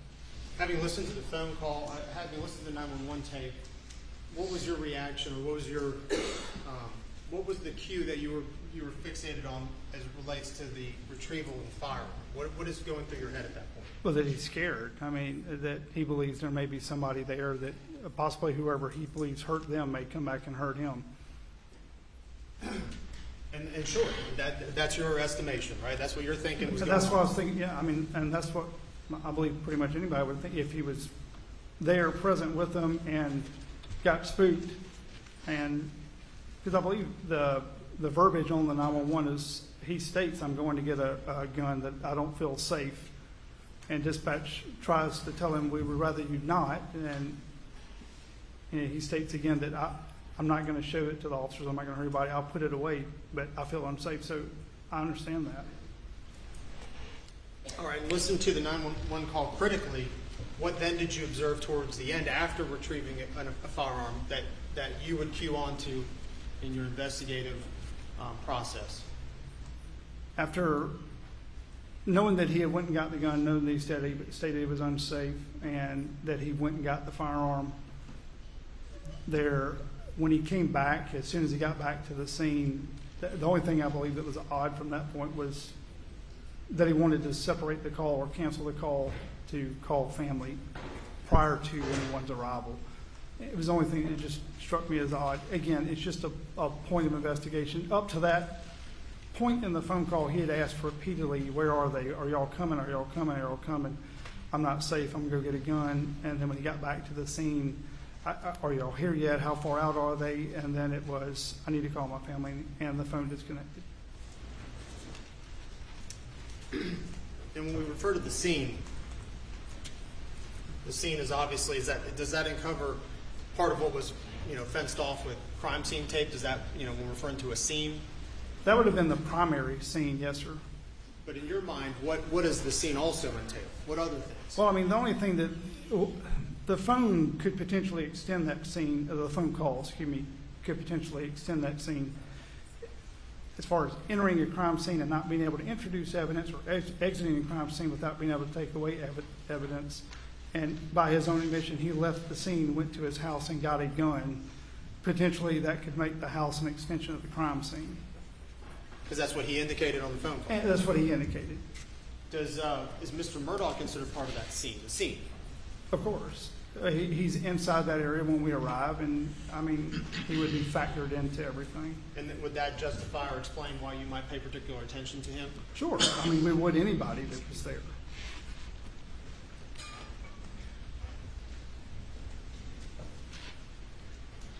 Now and I'm asking you this again, I know you've answered, but you've had a chance to review the body-worn camera from both Deputy Green and McDowell, correct? Yes, sir. Did after those videos cease recording because the crime scene had been secured, did you have an opportunity then to continue your investigation and continue your line of work? We did. And these activities would not have been captured on the video because it had been shut off. Is that correct? That's correct. Did you have an opportunity to physically observe, meaning watch Mr. Murdaugh while your deputies and your officers were performing their tasks? I did. What were a couple of the things that you noticed that stuck out to you when physically observing Mr. Murdaugh and how he was either behaving or what he was doing? Again, I mean, he was emotional. Distress on his face. I didn't see him cry. Not everyone cries. I don't have an issue with that. there were times that when we got to certain places or asked certain questions that you could see a slight demeanor change or body language shift. And, you know, I took note of that, but again, just as a point of investigation. But he remained at the scene. He wasn't forced to say. He was cooperative, but he did, you know, there were times that you could see reaction to different things. Okay. Did you notice a reaction? Did you ever notice him tracking your movements or your officers' movements? I know when I was there when I ordered Detective Murdaugh to take a GSR kit and explain that how the kit worked and why we were taking it, and he was very cooperative with giving the kit, and we really didn't have an issue there. Later, was looking at some, I wouldn't call them tire tracks, I'd call them tire impressions because there's no dirt there, it's just grass, but we noticed there was quite a bit of tire impressions that ran around the back side of the hangar. And we'll get to the tire tracks in a second. You mentioned a term just a second ago called GSR. Yes, sir. If you wouldn't mind, could you explain to us just Sure. what I that is? apologize for that. So a gunshot residue kit is just a kit. We use specific kits provided by SLED because the kits are then sent off for testing, but it's meant to test for the presence of gunshot residue. They're very non-invasive. They have little ampules. You open up a sterile kit, put a set of gloves on, open the kit up, and you'll dab one of the sterile collectors around on the front and back of the hand of an individual, package those up, tape it off, seal it, date it, time it, case number, and then that's eventually sent off to SLED. We were asked, I spoke earlier and said the only thing that my detectives physically collected prior to SLED's crime scene's arrival was that GSR kit. It was done by us because there is a time limit on those. And you can't always wait. I know everybody sometimes thinks it's, well, why don't we just wait and do all this tomorrow? But GSR has a 6-hour limit on it. So we had to collect that night, and we did so. And that's what I was referring to when I say GSR, is a gunshot residue test kit. And Captain Chapman, related to the GSR retrieval, I know you mentioned that time limit, the expiring time limit. Is it your understanding that time, does that time limit refer to humans or just things in general, objects in general? That refers to when we collect a GSR sample from an individual. That is our restriction from the SLED lab, is that it has to be collected within 6 hours of the estimated time of firing the weapon. And again, that kit's, I mean, it's just as much for any type of exculpatory as it is conviction. We use it a lot of times to exonerate someone as much as we would to convict. Going back to Mr. Murdaugh's observations that you had of him, did he appear to fixate on one body or the other that were there?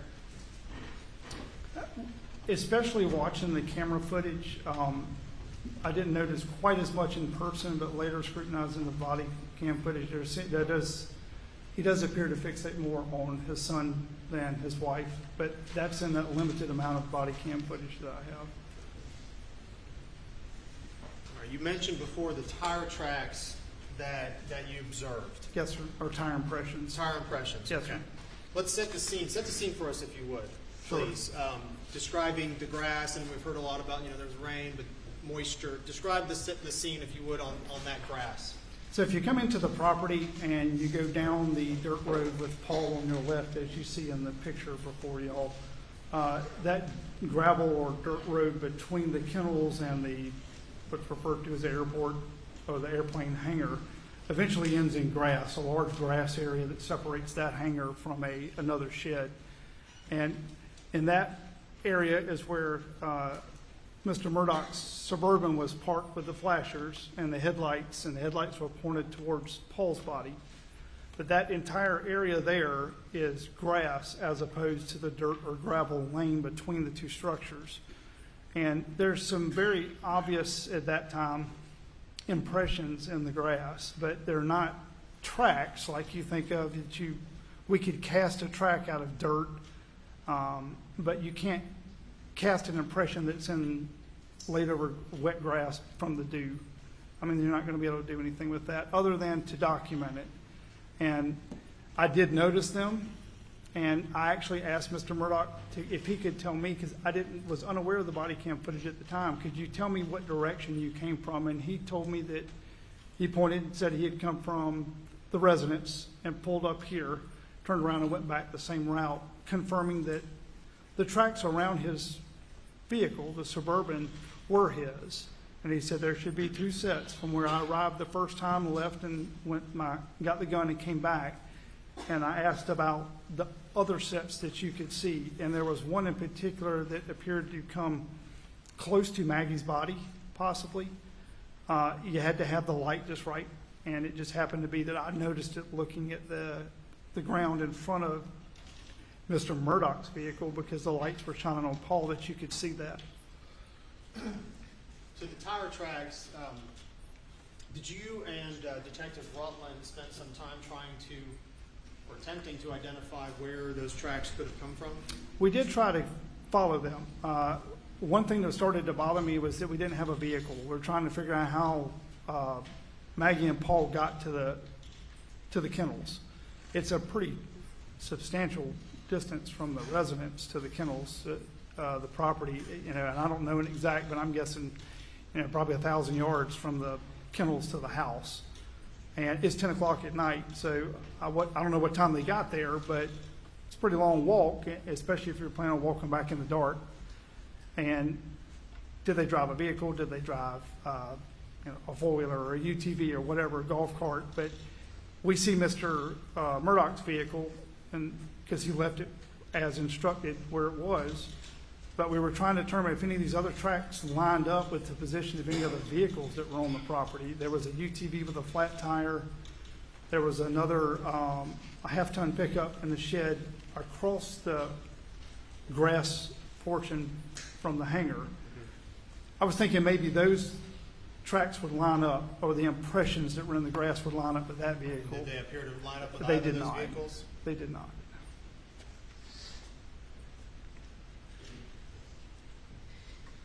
As part of your investigation, flash forward in just a little bit, did you operate and record 2 drone videos of the property?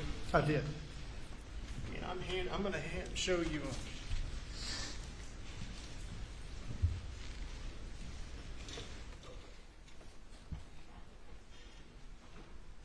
I hand you what's been marked as State's Exhibit 187 and 188. Briefly take a look at those 2 videos, DVDs if you would, and let me know if you recognize them.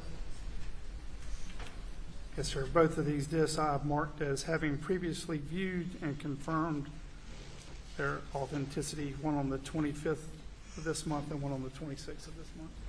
And these would be the drone video recordings? Yes, sir. Thank you. Your Honor, we would move to admit these into evidence, I believe, without objection. Any objection? You're admitted without objection, and ladies and gentlemen, we'll take a recess at this time. Please do not discuss it.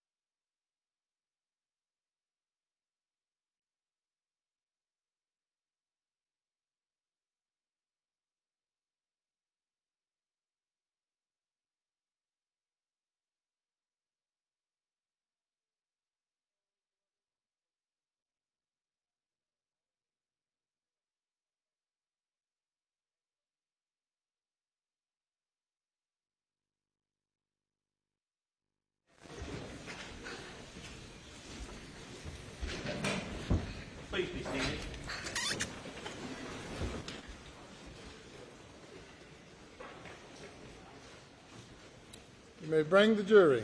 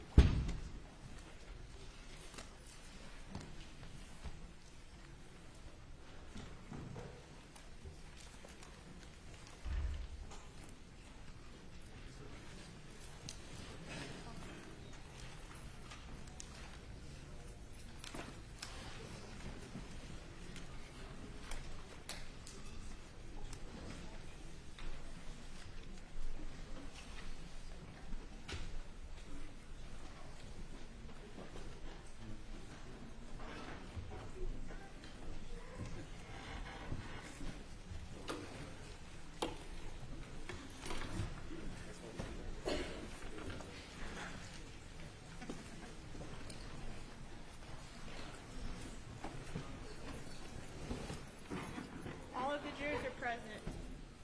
All right, thank you. You may proceed.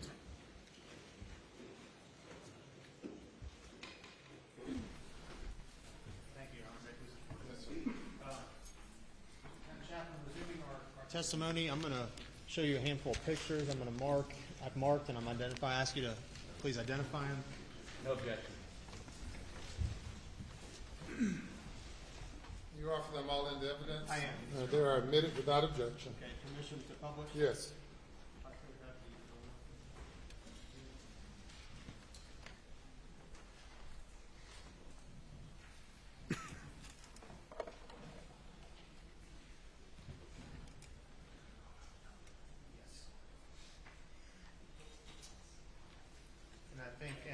Your Honor, I think we already established that the drone footage has been placed into evidence, and I would request permission to play that first, and then I'll go to the picture. Sorry.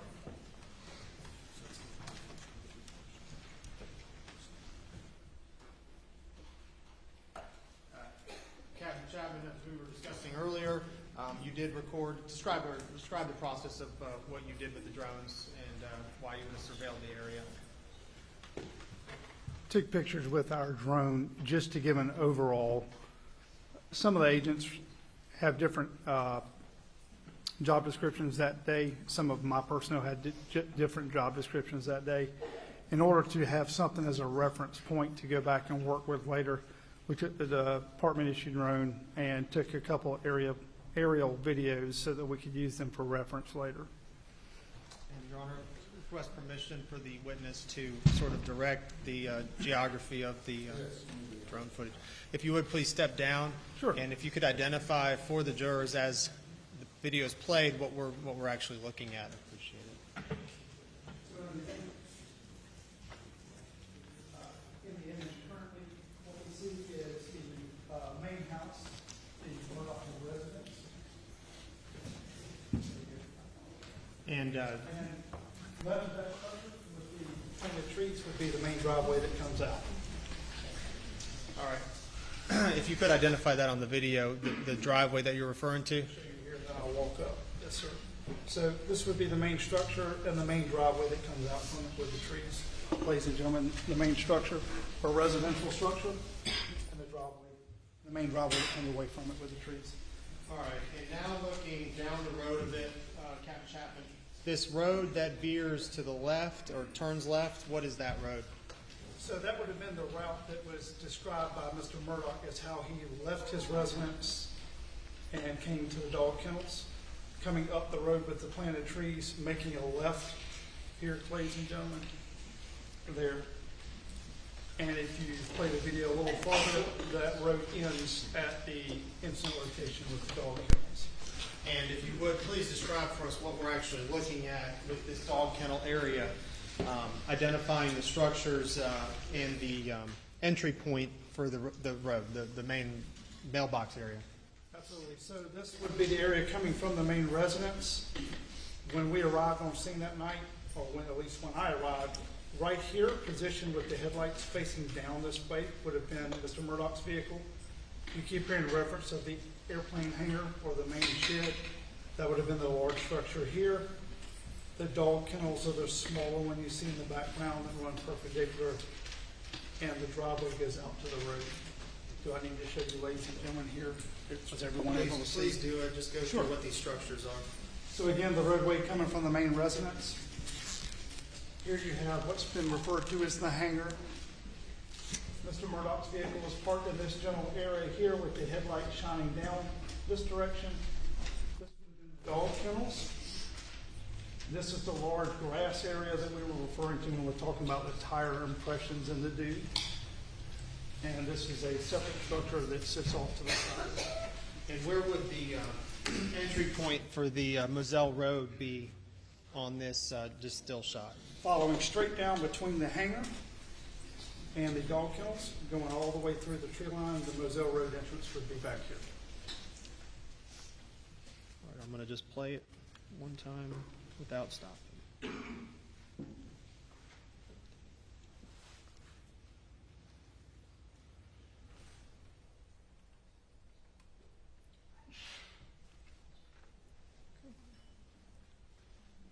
All right, thank you, Captain Chapman. I'm going to play the second drone video. If you would, please, please tell us what we're looking at from this perspective right now. Yes, sir. So this would be the back portion of the airplane hangar. The driveway, the vehicles at the bottom of the screen. This driveway goes back around and connects back to Moselle Road. And is this the hangar that you were referencing? This is the airplane hangar as we've been referring to it. What is this structure on the top side of this image in the far back?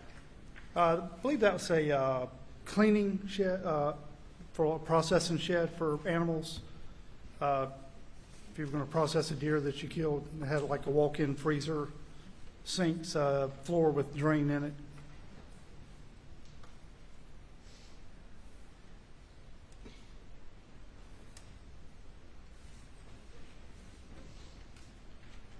All right. Describe to us what we're looking at from this perspective, if you would. Certainly. So if you came in the Moselle entrance, which was the entrance that we were dispatched to, the 4147, and you turned by the mailbox off of Moselle Road and you came in the dirt driveway, you would be coming up between the two structures. You have your airport or airplane hangar on your right with the red tin roof, the dog kennel on your left. That was the vehicle that Mr. Murdaugh was driving when, at least what was, he said he was driving when I arrived on scene. At the time, the flashers were flat. I believe they actually still are in the drone video. The hazard lights are on all the way back from where dispatch initially advised him to cut them on for arrival. The large shed in the background out there is just simply another tractor shed. And Captain Chapman, would you identify where the body of Paul Murdaugh was located when you arrived on Yes, sir. this picture? So the dog kennels on the left of your screen, ladies and gentlemen, if you were to look towards the end of that structure, right where the gravel and the roof line are, and then step back approximately 5-6 feet, that would have been the location of Paul's body. And where would Maggie's body be located? And Maggie's body would have been just beyond the roof line of the red airplane hangar on the side closest to the Suburban. The trajectory of the vehicle that Mr. Murdaugh was operating and actually left parked there, where would his headlights have been directed to? As it sits now, which I believe is the same it was when I arrived on scene, the headlights were pointed on Paul's body. And this structure just past the white roof, which is identified as the kennels, what's that run structure there? I believe that was like a chicken coop or a chicken pen.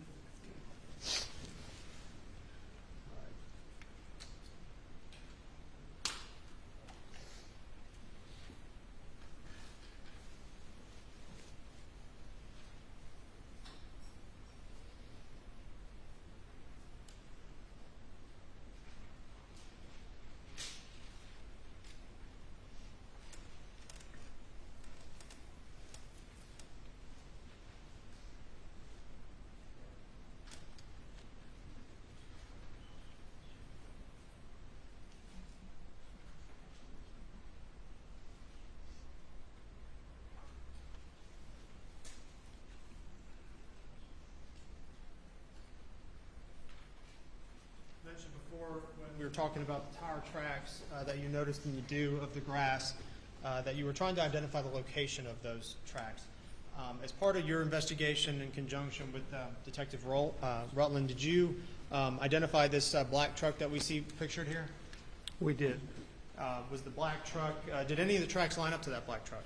No, sir. That's what got us back to that location, looking at the tire impressions, was that we were trying to determine if that was the vehicle we believed that Paul may have driven to the kennels. And did you check the truck to see if it was physically warm to the touch or had been turned on? It was not.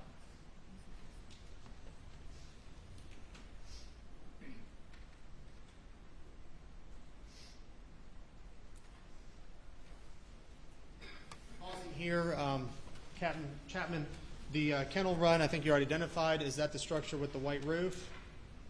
Yes, sir. The silverish white roof in the background on this image? And the feed room located where Paul actually was sort of straddled, where would that feed room be in this image? If you look at the right corner of that building, and you can see the white frame door just above the red roof, that would be the area of the feed room. And with the court's permission, I'd ask the witness to identify that on the screen, if you would.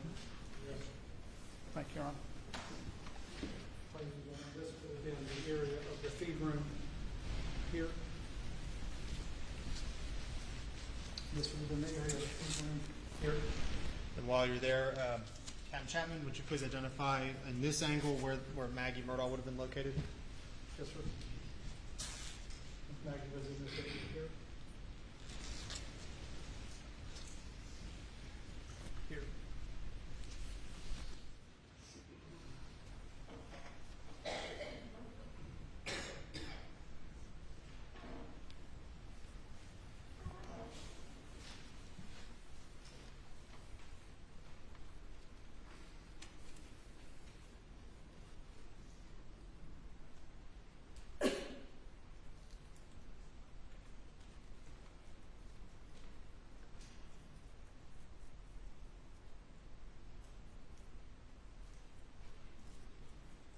Did you become aware, through the course of your investigation, of footprints on the side of the hangar? Yes. How did that occur? What brought your attention to that first, and what did you do as a result? Detective Rutland approached me at some point in time after her arrival with the search warrant that she had located a set of prints. The prints appeared to be a flat style print, like a flip-flop or a sandal of some type, and that they were to the left of this hangar door in the dirt underneath the left lean-to of the hangar. And if you mean to the left of the door, in the image, do you identify an orange lawnmower there? That's correct, in between that mower and the wall. If you would, describe what you did and what you and Detective Rutland decided to do to examine these footprints. She came over and alerted me to the presence of the footprints or shoe impressions. I went over with her. We started at the side of the hangar here that you see in the image by the orange mower. At that particular point, you could only see those sets of tracks or shoe impressions in the dirt. We then walked around the other side, and you could see that they were also on the other side of the hangar, the far side of that structure. So then we made the decision to walk a line off of those tracks from one end to the other to ensure that there was no evidence of firearms, blood, anything underneath that hangar along those shoe impressions, which we did not locate anything but the single set of shoe impressions. And they appear to go from one end of the hangar to the other, turn around and come back. I'm going to show you what's been entered into evidence as State's Exhibit 193. Are you familiar with that location? Yes, sir. Is that a still image of the area between the hangar and that lawnmower? It is, sir. And is that the location where you notice the treads, the footprints? It is, sir. All right. handing you what's been marked as State's Exhibit 194. Could you please describe what you see in that picture? This is a picture of the footprints along the edge of the hangar structure. I'm handing you what's been marked and entered into evidence as State's Exhibit 195. Please describe what you see in that picture. Again, another photograph depicting the shoe impressions along the edge of the And wall. those are the true impressions that you personally viewed on scene at Moselle. Yes, sir. I'm also handing you what's been entered into evidence as State's Exhibit 200. Are you familiar with what that is a picture of?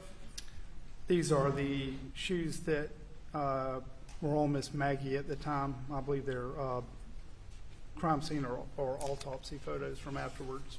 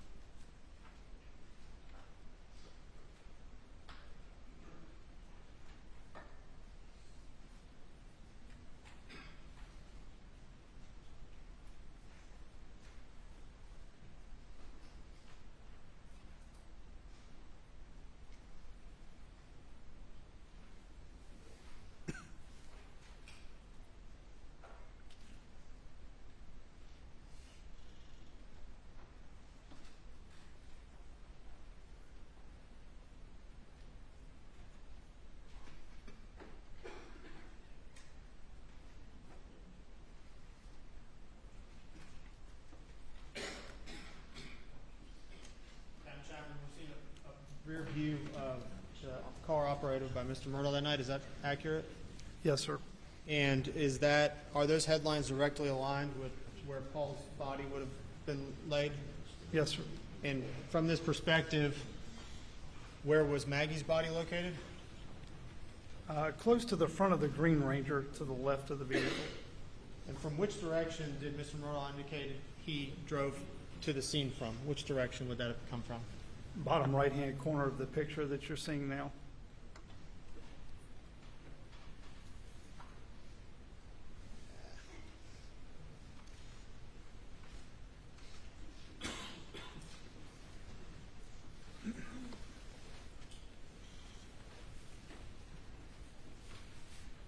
I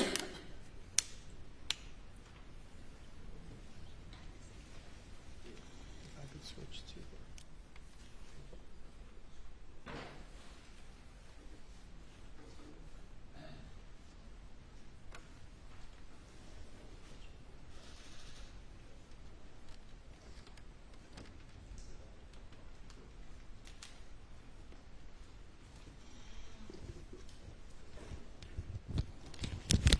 Captain Chapman, I'm just asking you to identify just very quickly. These are stills from the video feed. What does that show? That's the dirt road between the hangar and the dog kennels. Okay, that would be State's Exhibit 192. This is State's Exhibit 191. And what does that show? That's the, like we said, a cleaning shed, processing shed for animals, had a walk-in freezer, floor with a drain in it. I'm showing you State's Exhibit 190. What is that image of? Looks like the area, the first two kennels closest to the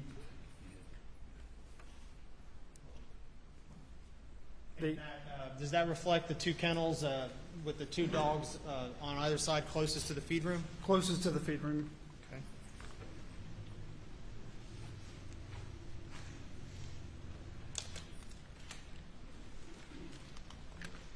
And I'm showing you what's marked as State's Exhibit 189.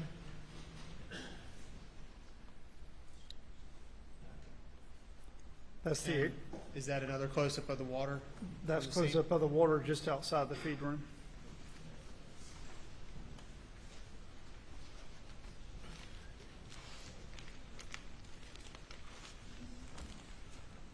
I'm referring to the pictures we just reviewed. This would be State's Exhibit 193.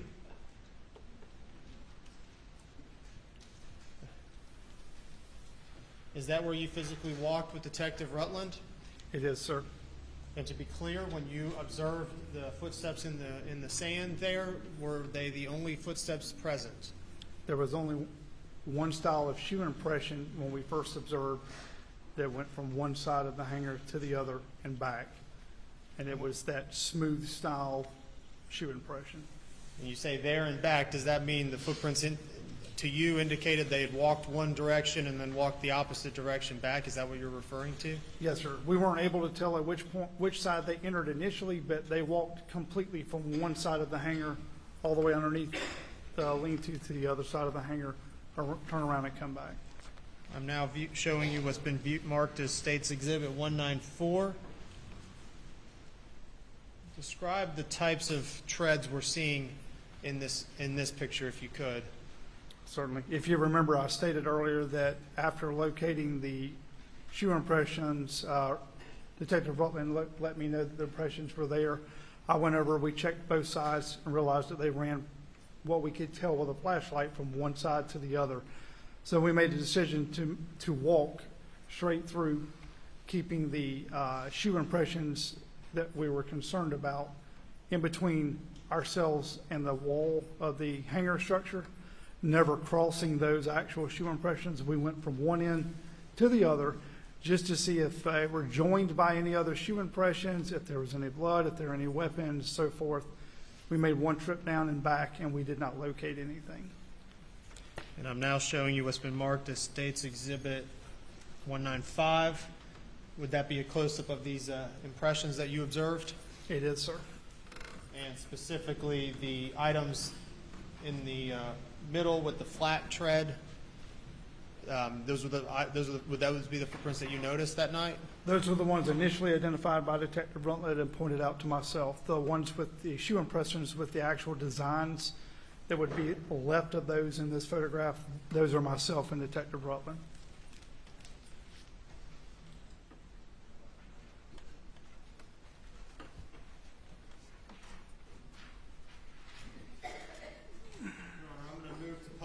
What's been marked as and entered into evidence as State's Exhibit 196 and 197. These are images of sensitive nature, have the cover sheet. I've advised counsel and our table to obscure the monitors. Showing you what's been marked and entered into evidence as State's Exhibit 196. Are you familiar with what this is an image of? Yes, sir. What does this show? That's the lower portion of victim Maggie's body. And specifically referring to the lower portion of her body, but her footwear. Are these the footwear that you observed on her that evening? Those are they appear to be an accurate reflection of what she was wearing the night I was there. Were you able to compare the general size and shape of those foot treads to the ones that you personally observed on the side of that hangar? General impression, they are similar in nature and design and size. There were no measurements physically taken by myself or Detective Rutland. Thank you.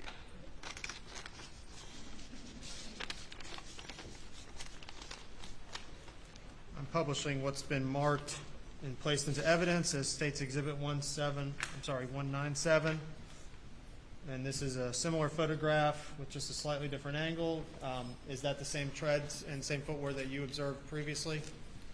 Again, what we believe that what we saw on the side of the building is a very close match as far as design and size as to those.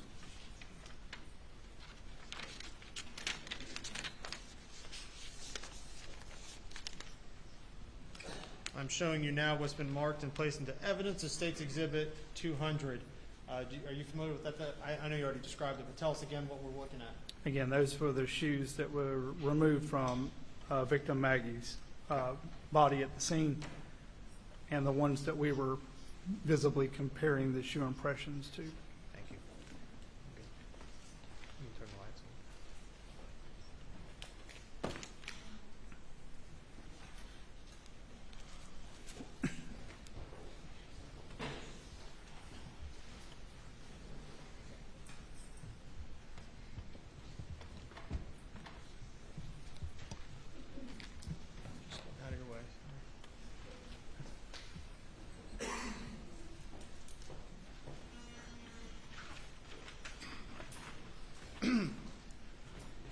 Did you at one point have a be on the lookout or a bolo placed on any in particular vehicle that night? Yes, sir. I believe I explained earlier that we had asked if anything was missing from the scene and trying to determine how Maggie and Paul got to the dog kennels. And after checking the F-150 that was in the picture that showed you earlier, the dark colored F-150, and that the Ranger had a flat tire, neither one of those matched up. I actually asked Mr. Murdaugh if he knew how they got down there, and he said he wasn't sure, but they should have driven Paul's truck, which was described as a white Ford F-250. We noticed that the truck wasn't there. It wasn't up until that point that Mr. Murdaugh, probably with everything going on, did not realize the truck wasn't there. And at that point in time, to our units at our agency, it was boloed out as possibly having been taken from the scene or removed from the scene. And what happened? Were you able to locate the car eventually? That was done sometime that night while we were on scene the very following morning, and I'd have to look back at notes to take exactly, but I believe it was around 10:30, 10:45 the next morning. That vehicle was located just inside Hampton County off of Highway 63. Captain Chapman, referring back to the tire tracks, I know you spent some effort trying to identify the source and origin of those tire tracks. When you were attempting to investigate those tire tracks with Detective Rutland, did you have a chance to then observe Mr. Murdaugh's demeanor? Yes, sir. And we discussed, there were changes at the time. What kind of changes? Again, he did appear very upset, heavy breathing, distraught. When we asked the specific questions in regards to the tire impressions and we began looking at the tire impressions, it was just a change. The breathing slowed and he began to watch us work more closely, sometimes out the corner of his eye. And after we moved away from that area with the tire impressions, the demeanor change returned back to upset. Beg the court's indulgence.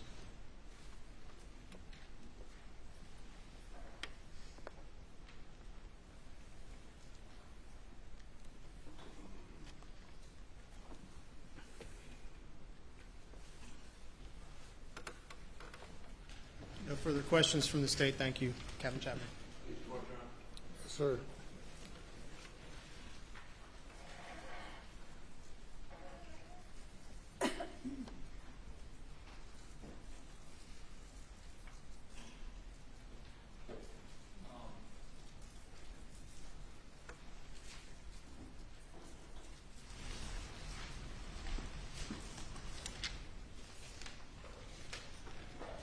Captain, my name is Dick Harpoogan. I don't think we've met before. No, sir. I represent Alex Murdaugh. And let me ask you a couple questions. One, and let me deal with these in a different order. Sure. But you indicated that if Mr. Murdaugh had taken the pulse tried to take the pulse of his dead son on his neck, or his wrists were under him, did he indicate to you he had tried to roll his son over? To me, no, sir. Okay. He did not. Okay, tried to move him at all. Secondly, if he did get blood on his fingers or hands, were you aware that there was blood found on his shorts? I was not, sir. Again, I was asked only about my visible observations and just did not see anything at the time. Right, nothing on his shirt that No, would sir. indicate. Okay. And I was unaware that anything was found. But you're not saying that you didn't see anything that would confirm, but he didn't smear That's blood on correct. himself, right? That is correct.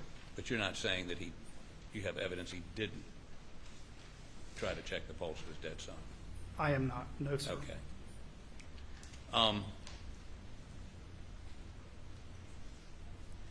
So, and I think you indicated that his demeanor was consistent with somebody who had just found his wife and son butchered? His demeanor upon my arrival and initial conversation with him was someone who was upset. Okay, now let's talk. Just a moment ago, you said something about when you started looking at the tire tracks in the grass.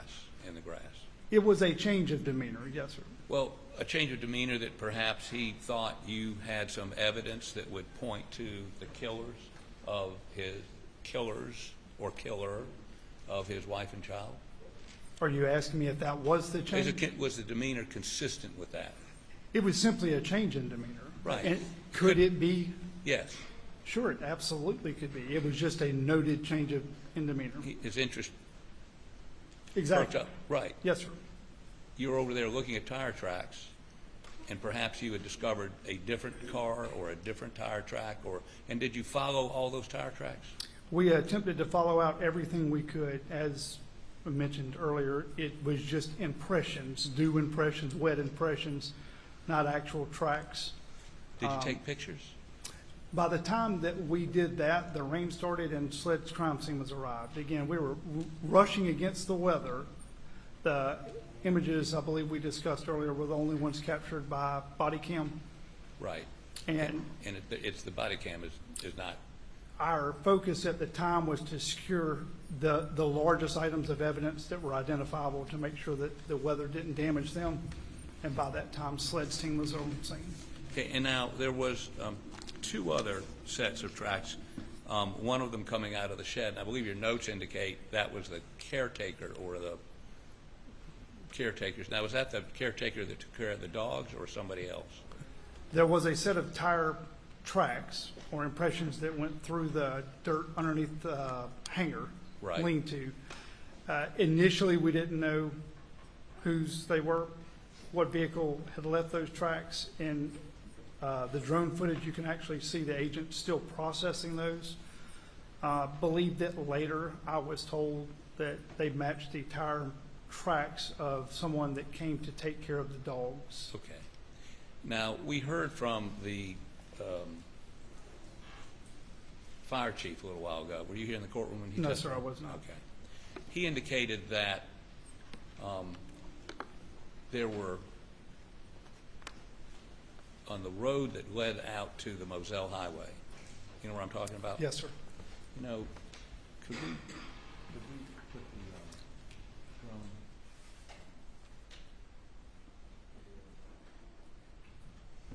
Wait a minute. You do that? I was glad to help you, Mr. Harper. He may. Overview of the house and kennel. What now? Overview of the house and kennel. I think I like this second. Well, no, go ahead and give me the first one. It may be in there.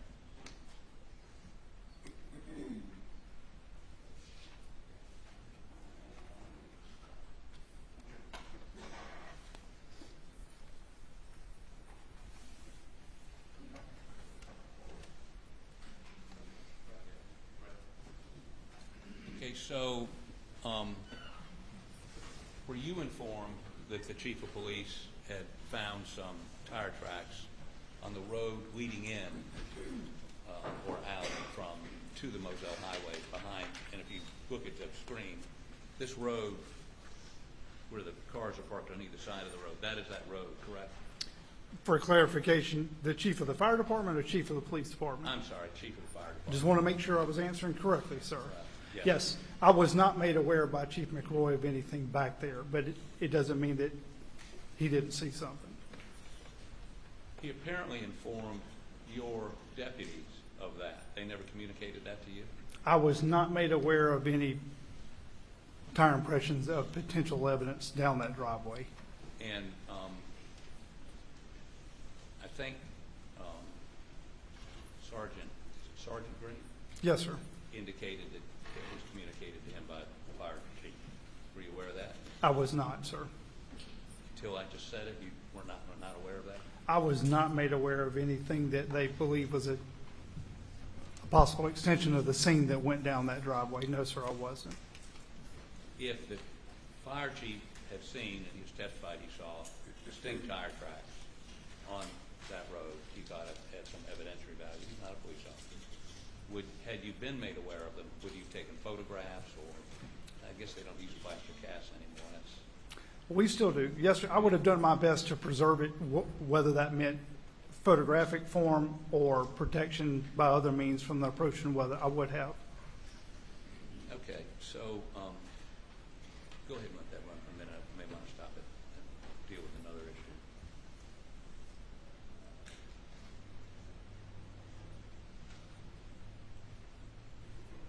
Okay, stop it right there. Okay, yeah, right there's good. Now, if you'll watch where I'm pointing to. Yes, sir. These are the dog. That's the dog shed right there, right? That is correct, sir. And right around in here would have been where Paul's body was. Close to the end of that structure, Right. yes, sir. And Maggie's body would have been on which side of Alex's car? The end of the red roof on the driver's side. Right. Now, are you aware that he discovered the bodies, called 911, drove back up to the house, and then came back down? From listening to his statement and from the 911 call, I was aware of it. And Yes. he went and got a shotgun, came back. Yes, sir. And the shotgun was there, which sort of corroborates his statement, right? I was made aware of that, yes, sir, that Sergeant Green took the shotgun from him upon his arrival and secured it. And you can also hear the seatbelt dinging going on as he drives away, can you not? You can hear that in the background of the 911 call. Right. So this is where he came back, not necessarily when he pulled up to begin with, correct? My understanding, that is the way the vehicle was when he returned. And the initial officers arrived on scene. Right. So you don't know where the car was positioned. We first came down and discovered Maggie's body and Paul's body, correct? My knowledge to it would be limited to his description of having taken a very similar route back to the house. Right. But close but not exact, yes, sir. Now, what is this green hedge or whatever? If I'm not mistaken, it was a grapevine, but the structure on the other side of it, a chicken coop. Okay. And you remember how tall that grapevine was?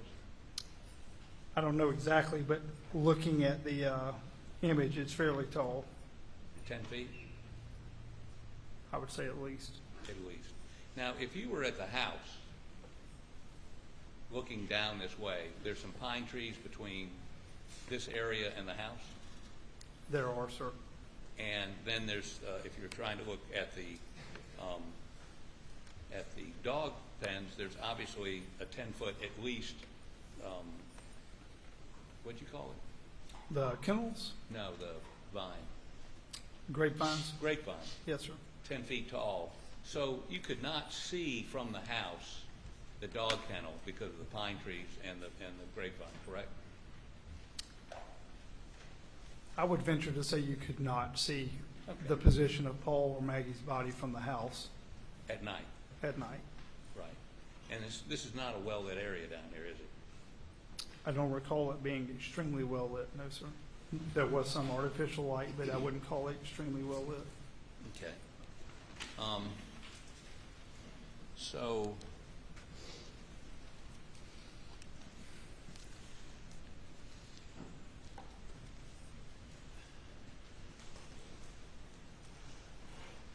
go ahead and continue running the video, please.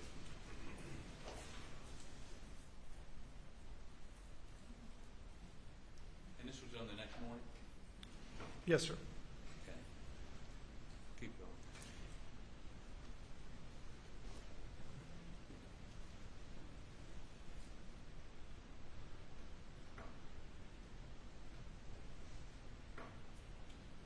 Okay, stop.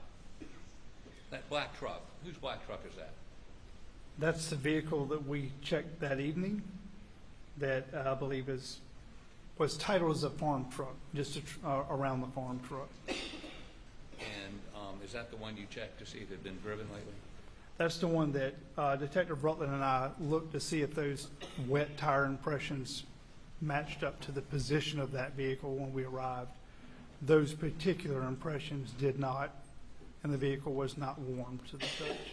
Okay, but that would have been the previous night? The night of the incident, when Right. we arrived, yes, sir. The night prior to this? But that could Paul have driven that truck down there? It would depend on what time he drove the truck down there, but the impressions that we were looking at, that we referenced when asked earlier by the Assistant Attorney General, they did not come to the back of that vehicle. They didn't come from that vehicle. Did he drive that vehicle to the scene? I can't tell you that, yes or no, but the impressions that she and I were looking at did not match the position of that vehicle. Right. Yes, sir. But Paul earlier could have driven that down there. He could have, it's very feasible he could have driven anything out there that night, or earlier in that day, but just not that vehicle for those particular set of impressions. Okay, go ahead.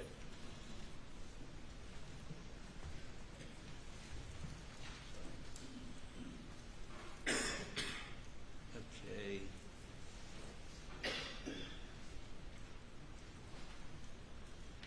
Back that up just a little bit, please.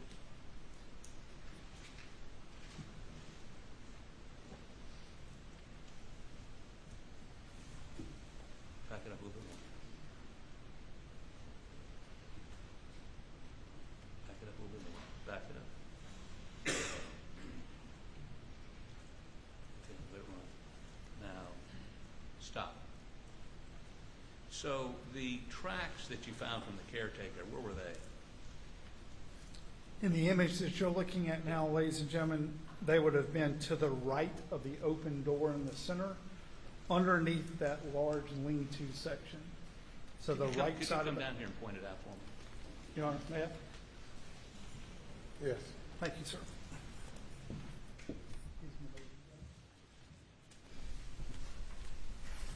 This section, you can actually see the agent's feet there, where she's still actually processing. Okay. Were there any other tire tracks? Any other tire tracks? Go ahead and take it. Thank you, sir. That y'all processed other than those tire tracks? To my knowledge, that was the only set that they actually, I believe the only set that they actually processed. By then, the only one left that wasn't damaged by weather as well. Okay. Go ahead.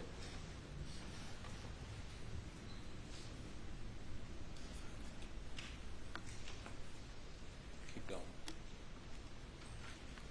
Stop. So, and this road here goes out to Moselle Highway, right? If you were to take the right T there Yep. by the silver trucks, Yep. if you took the right, that would go out to Moselle Road. The left just loops around the airplane hangar. Okay. And if the fire chief had indicated there were tire impressions back here in the dirt, he would have taken pictures or gotten plastic ass or something, right? If I had been made aware that there was something there that someone thought may possibly be evidence, I would have done my best to secure it, but I was not made aware of any of that. Thank you. Yes, sir. Keep going.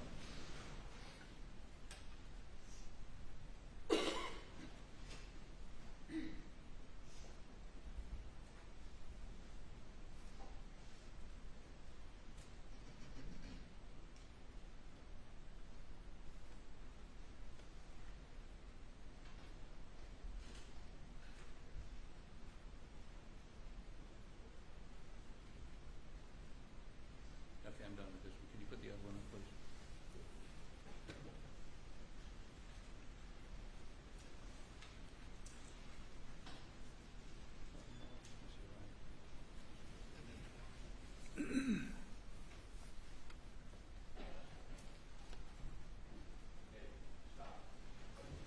That's the main house, the white building there. Yes, sir. The Murdaugh residence. Keep going. While that's running, you would come down that driveway, take a left at that road, stop. And that if you kept going straight, you hit the Moselle Highway, right? If you continued straight out the driveway with the planted trees on either side, that would be a separate entrance from the The farm entrance, Right. it would have been the main entrance to the residence itself, off of Moselle Road. Right, the main entrance to come to the residence. That's correct. If you're going to the residence, you'd come in that entrance. That is If correct. you're going down to the dog pens, that area, the farm area, you take the entrance with the I would assume so. post office box on it. Okay, go ahead.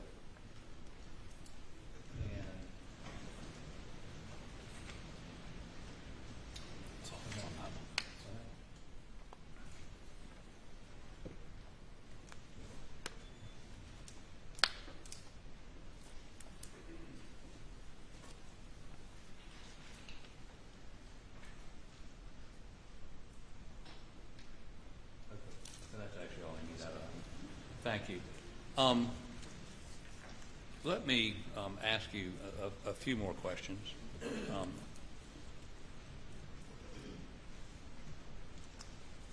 I could see.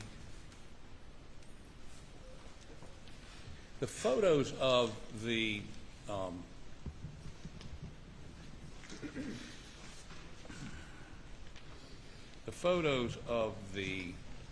footwear, I think the flip-flops or whatever. In one of your reports, you described that as it looked to you like someone had been pacing. Is that correct? I did describe it as pacing, I believe. Is that accurate? Simply because it goes down, turns around, and comes back. It doesn't appear to veer off anywhere in between. And there's nothing, it doesn't start anywhere in particular, and anywhere in particular. It goes all the way across, turns around, and comes all the way back. Okay, and the pictures that, and I'm going to look at them here. Could I have those? The pictures that were put into evidence a moment ago. Can I use the Elmo, please?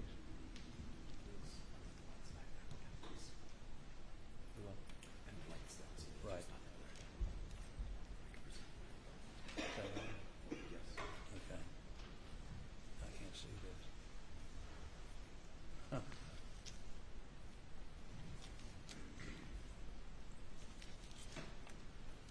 Where's it?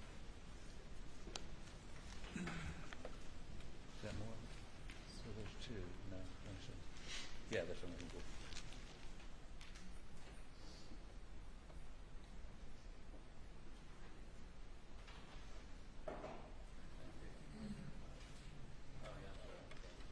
This is 195. See, are there other pictures in there?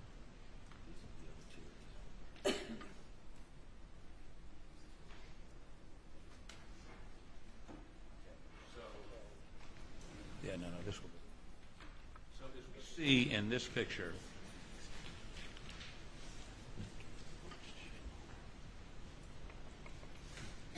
there you go. Yeah, that's good. We see these flat marks, right? That would be the flip-flops? The impressions we were following, yes, sir. Yes.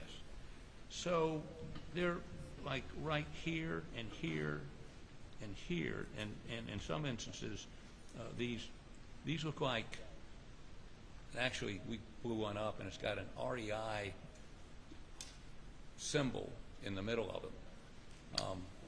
And they're, in at least one instance, over the flip-flop. Who's that? The only prints that I'm aware of that we could see that night without blowing anything up was the image of the flat shoe wear that you see, and then what Detective Rutland and myself were wearing when we crossed through. Well, were you wearing, that's fine, but, I mean, is this y'all? Would you have walked over there or here? Presumably so, because those images weren't there prior to us walking through. I don't remember exactly what shoe style Detective Rutland was wearing and myself, but. So, let me put this one up. Like this, okay. Again, you can see the pattern of flip-flops, but you also see these patterned boots or shoes over the flip-flops. Are you telling me those were not there the night before, or you couldn't see them? No, sir. What I'm telling you is when Detective Rutland and I first observed those impressions, there was nothing but a smooth, small, flip-flop style impression. Went down from one end, all across underneath the hanger, all the way to the other, turned around and came back, which is the reason that I referenced it as being a pace. Had it simply crossed underneath, I would have just said crossed underneath. But those were the only impressions. Then she and I walked down the shed, keeping those shoe impressions between us and the wall without stepping on them. So those are not, I'm sorry. But we did not photograph them. That information from that point was relayed to crime scene because we had not done any photographs at all at that point. We were waiting on crime scene. So anything else that came through after that would presumably be crime scene that would have come and taken a look at the impressions, not us. I'm trying to get two issues. First issue, Sure. were those patterned shoe prints there the night before when you walked through? The only print there were the flat, smooth ones. So those, I'm not trying to belabor it. I'm sorry. So those pattern prints came after you saw them the night before? Correct. The Okay. only impressions were the flat, smooth Okay. ones. And you left and turned it over to SLED to process the scene? While we were there, again, that was at some point in time while we were there that evening. I didn't leave until like 10 o'clock the next morning. At some point in time, that information was relayed so that they could photograph it. And I don't know whose prints those are. I would assume that they would have been agents that came down behind us and photographed or collected or did whatever. So we were talking about crime scene integrity earlier. Yes, sir. Those aren't your footprints, correct? The ones that are, there is a set that would be myself and Detective Rutland's, But but not they're the not ones- going to cross over Right, any of they're them. not, the That's prints that correct. cross over, they're not your prints. No, sir. If it crossed over one of theirs, it's not mine. Okay. Who took this picture, do you know? I do not know. But it was taken, you think, the next day? It was taken relatively soon afterwards because it still shows the smooth prints. So it was either taken upon daylight, because again, we didn't leave until like 10 o'clock. Right. So I don't actually know. So is this best practices to walk over evidence before you photograph it? Can't say that because it wasn't myself or my detective that did that. I'm just saying, you've been If they were doing so while processing or while collecting, then and inadvertently stepped on one, it's okay because they have other ones to use. But, I'm sure that you would have to probably ask the person that stepped on them and took the photographs. If one of your detectives had done this, you would not be happy, correct? I wouldn't be happy, no, sir. Okay. Not unless it was done after it was processed and for a reason. Well, these are the crime scene photographs taken by, we think, SLED, or Solicitor Duffy Stone took some pictures the next day. Sure. One of some agency other than yours, but certainly nobody ought to be walking across this stuff, right? No, again, like I said, they weren't like that when Okay. we were there, sir. Let me then go to one of the other pictures you were showing a moment ago.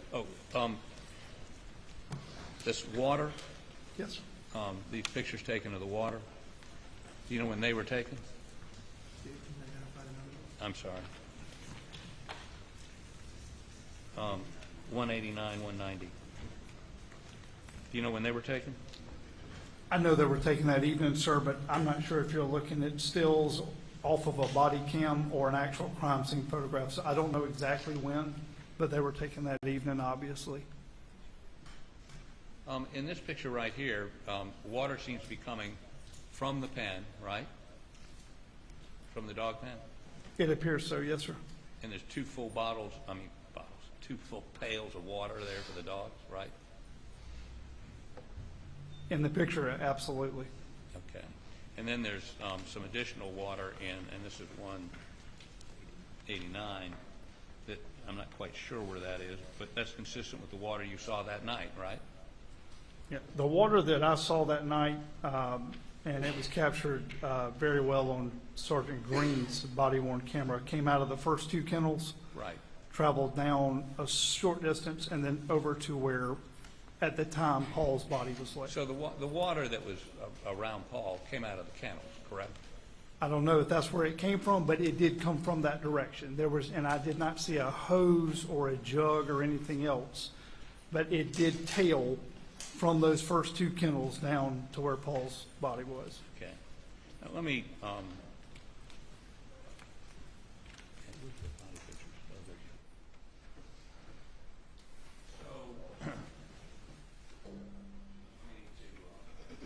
this is an item under seal. 196.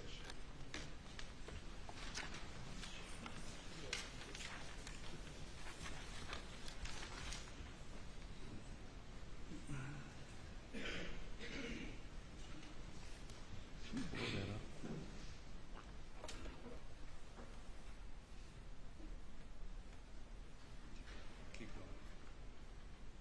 Okay, stop. No, it's word. Take it back down. Okay, a little bit more. Take it back down a little more. Okay, stop. This was introduced to show what shoes she had on, right? Previously, Yes. yes, sir, it was. Now, on the back of her leg, right here, did you that night look at that dirt? I did. Did you see a footwear impression, partial footwear impression in that dirt? I saw what could very well be a impression. As if somebody put their foot on the back of her leg. It was something out of mud that very well could have been a shoe impression. On the back of her leg. On the As back if of her They put leg. their foot on the back of her leg. Do you know what analysis, if any, was done by SLED or any other law enforcement agency to determine if that was a shoe impression, and if so, what kind of shoe? Do you know? I do not know, sir. Okay. Thank you. You can turn the lights on, and how do I turn this off? Like that? Okay, okay.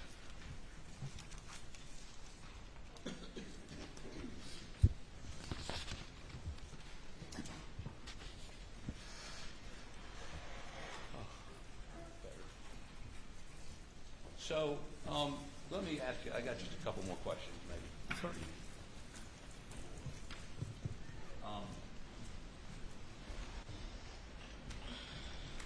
So,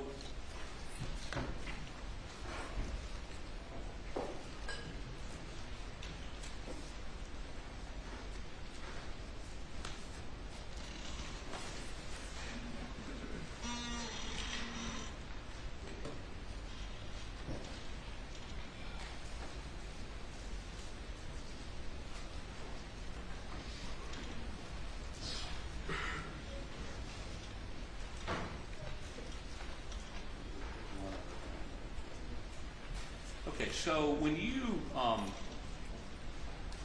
left that night for that early the next morning, had you come to a conclusion as to any suspect? Had I come, no, sir. Okay, are you aware that the next day, the next morning, that your department issued a statement that said, at this time, there is no danger to the public. If information is received that dictates otherwise, we immediately notify the public. Are you aware of that? The Colleton County Sheriff's Office issued that. Colleton County Sheriff's Department, yes. I'm unaware, no, sir. Let me hand this article up to you. From the Post and Courier. Objection, I haven't seen this. I'm not familiar with anything council's referencing.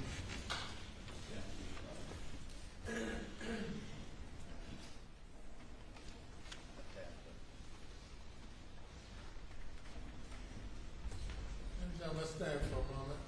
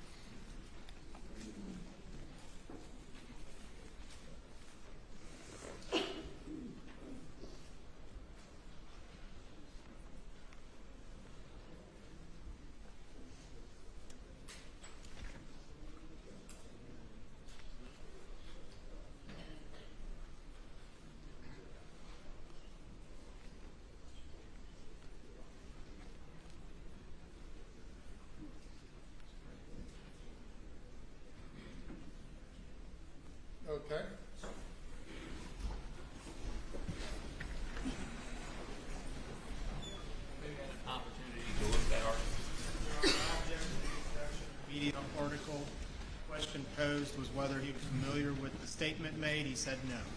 The media article contains all sorts of information not in the record and not. I haven't heard any exhibit being offered into evidence. Your Honor, I offer into evidence the Post and Courier story of June 8th, the next morning, 2021, which contains the quote, which I've just read. In any case, he's not familiar with that.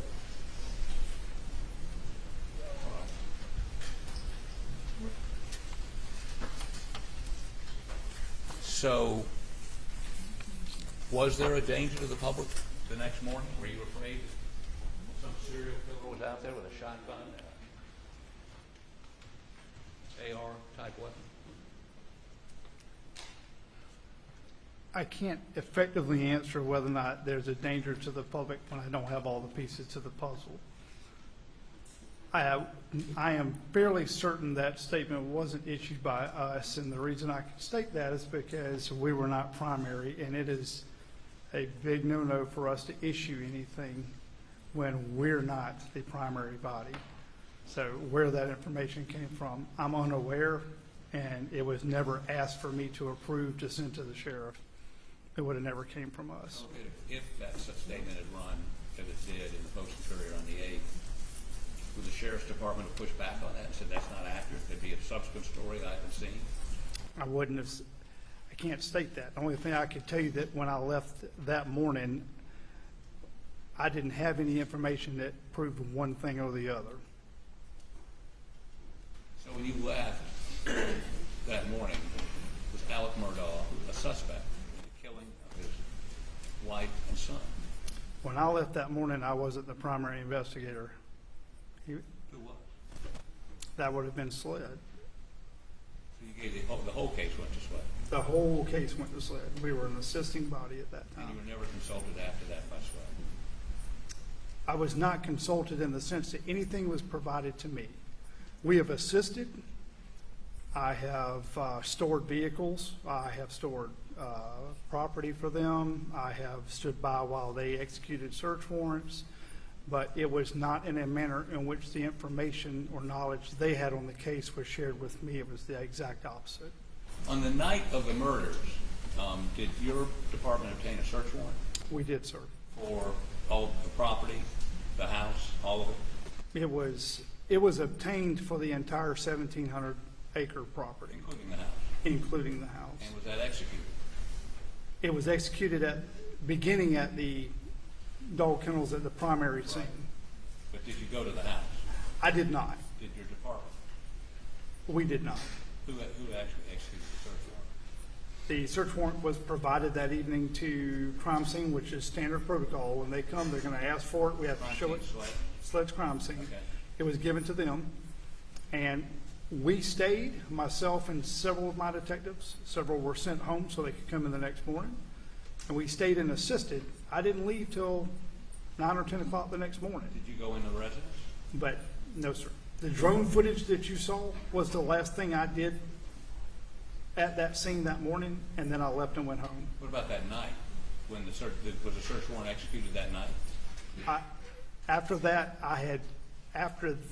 incident there, or that search warrant was executed, I did come back later that day and did a walk around of the property that we've been discussing all afternoon. Right. I have never been to the main house. Never been in it? I have not been in the main house. Not during this incident or any other incident. Did someone from your department go in the main house?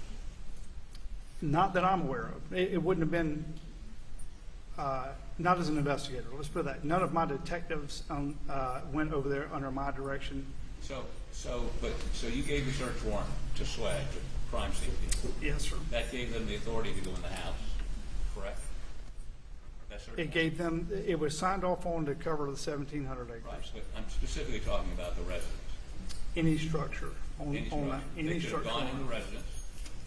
They could have taken all his clothes to check if they wanted, right?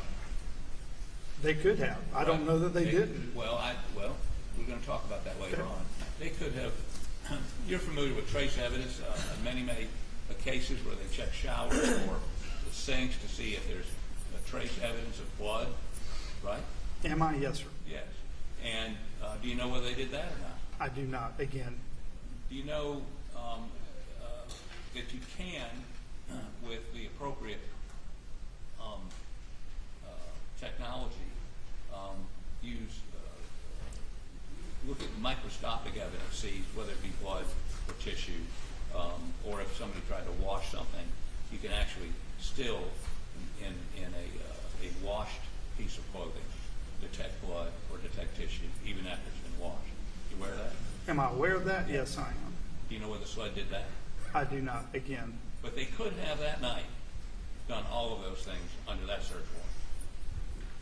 Presumably so, and I'm not saying they didn't. Again, Mr. Harper. Well, but they could have. I'm not saying they didn't either. We're going to find out. Sure. But under the search warrant your department obtained, they had the authority to go in the house, any of the buildings, anywhere on that property, and look for guns, evidence of any sort of crime, evidence of, again, in the shower, in the sinks, trace evidence. They had the authority to do that. To answer your question, as long as they stay within the scope of the actual warrant that was signed, I don't have that search warrant, and Detective Rutland is the one that actually got it.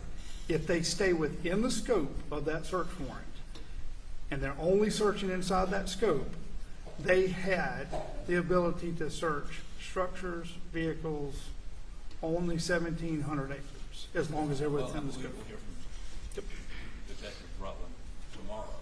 Yes, sir. And I'll ask her these questions.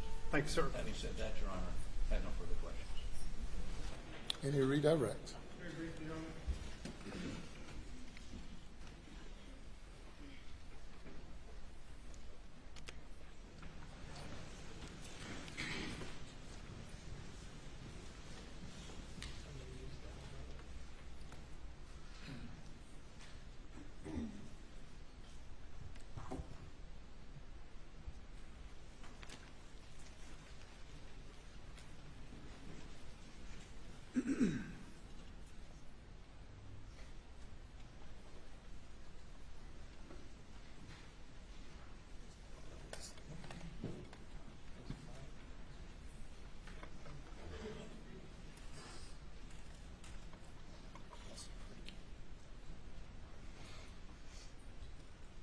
Captain Chapman, the footsteps that you noticed, I know we've been through quite a bit of it, but counsel raised this issue. The path you followed, were they consistent with someone who, with a person who started back beyond this area, and then where did they go from there? I'm asking where they went. Where did they originate? Where did they go to? And where did they end? The objection is sustained as to the form of the question. Thank you. If you could, please explain to us where in your estimation, having traced the tracks, where they originated from, where they ultimately went to, and where they ended up. The shoe impressions crossed completely from one side all the way to the other, with the building to the right, going down, coming back the opposite direction. The only reason I can say that we're fairly certain that it started from the grass side and went through, turned around, and came back is because we never saw any impressions similar to that running beyond the airport hangar on the back side.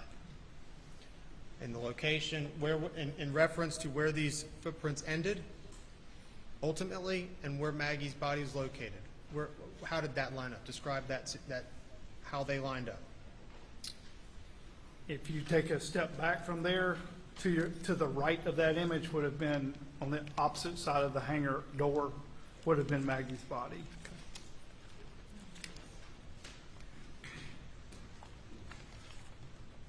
Referencing State's Exhibit 190.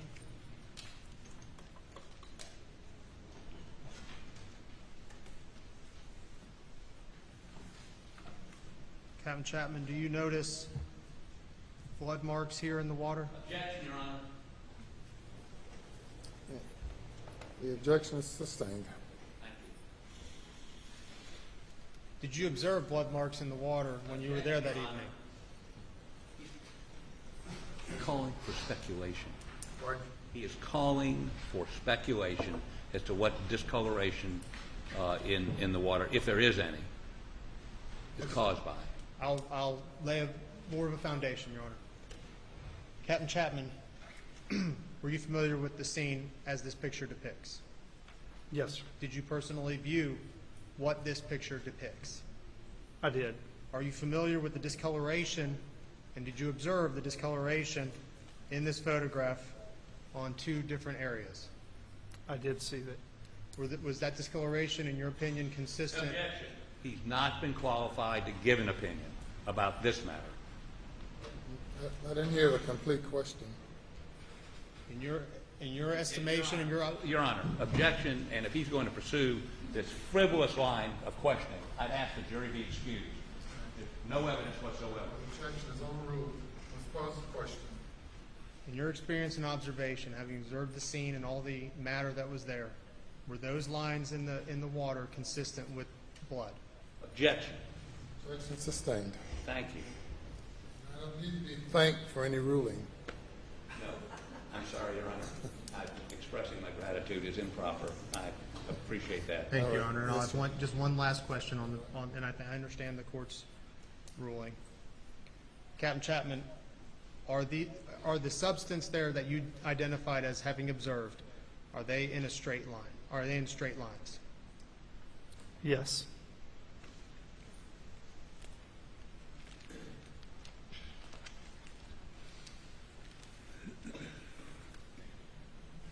Thank the court's I'd like to indulgence. make a motion to strike his questions about blood from the record and the jury be instructed to disregard those questions. I've informed the jury that they are to disregard any question when I sustain the objection.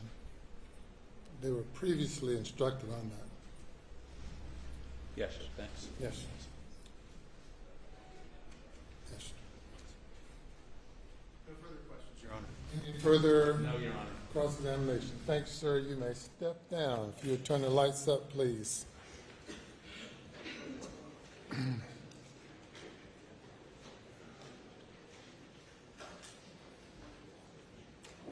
Ladies and gentlemen, we've come to the end of this day. Thank you all very much. We'll resume at 9:30 tomorrow morning.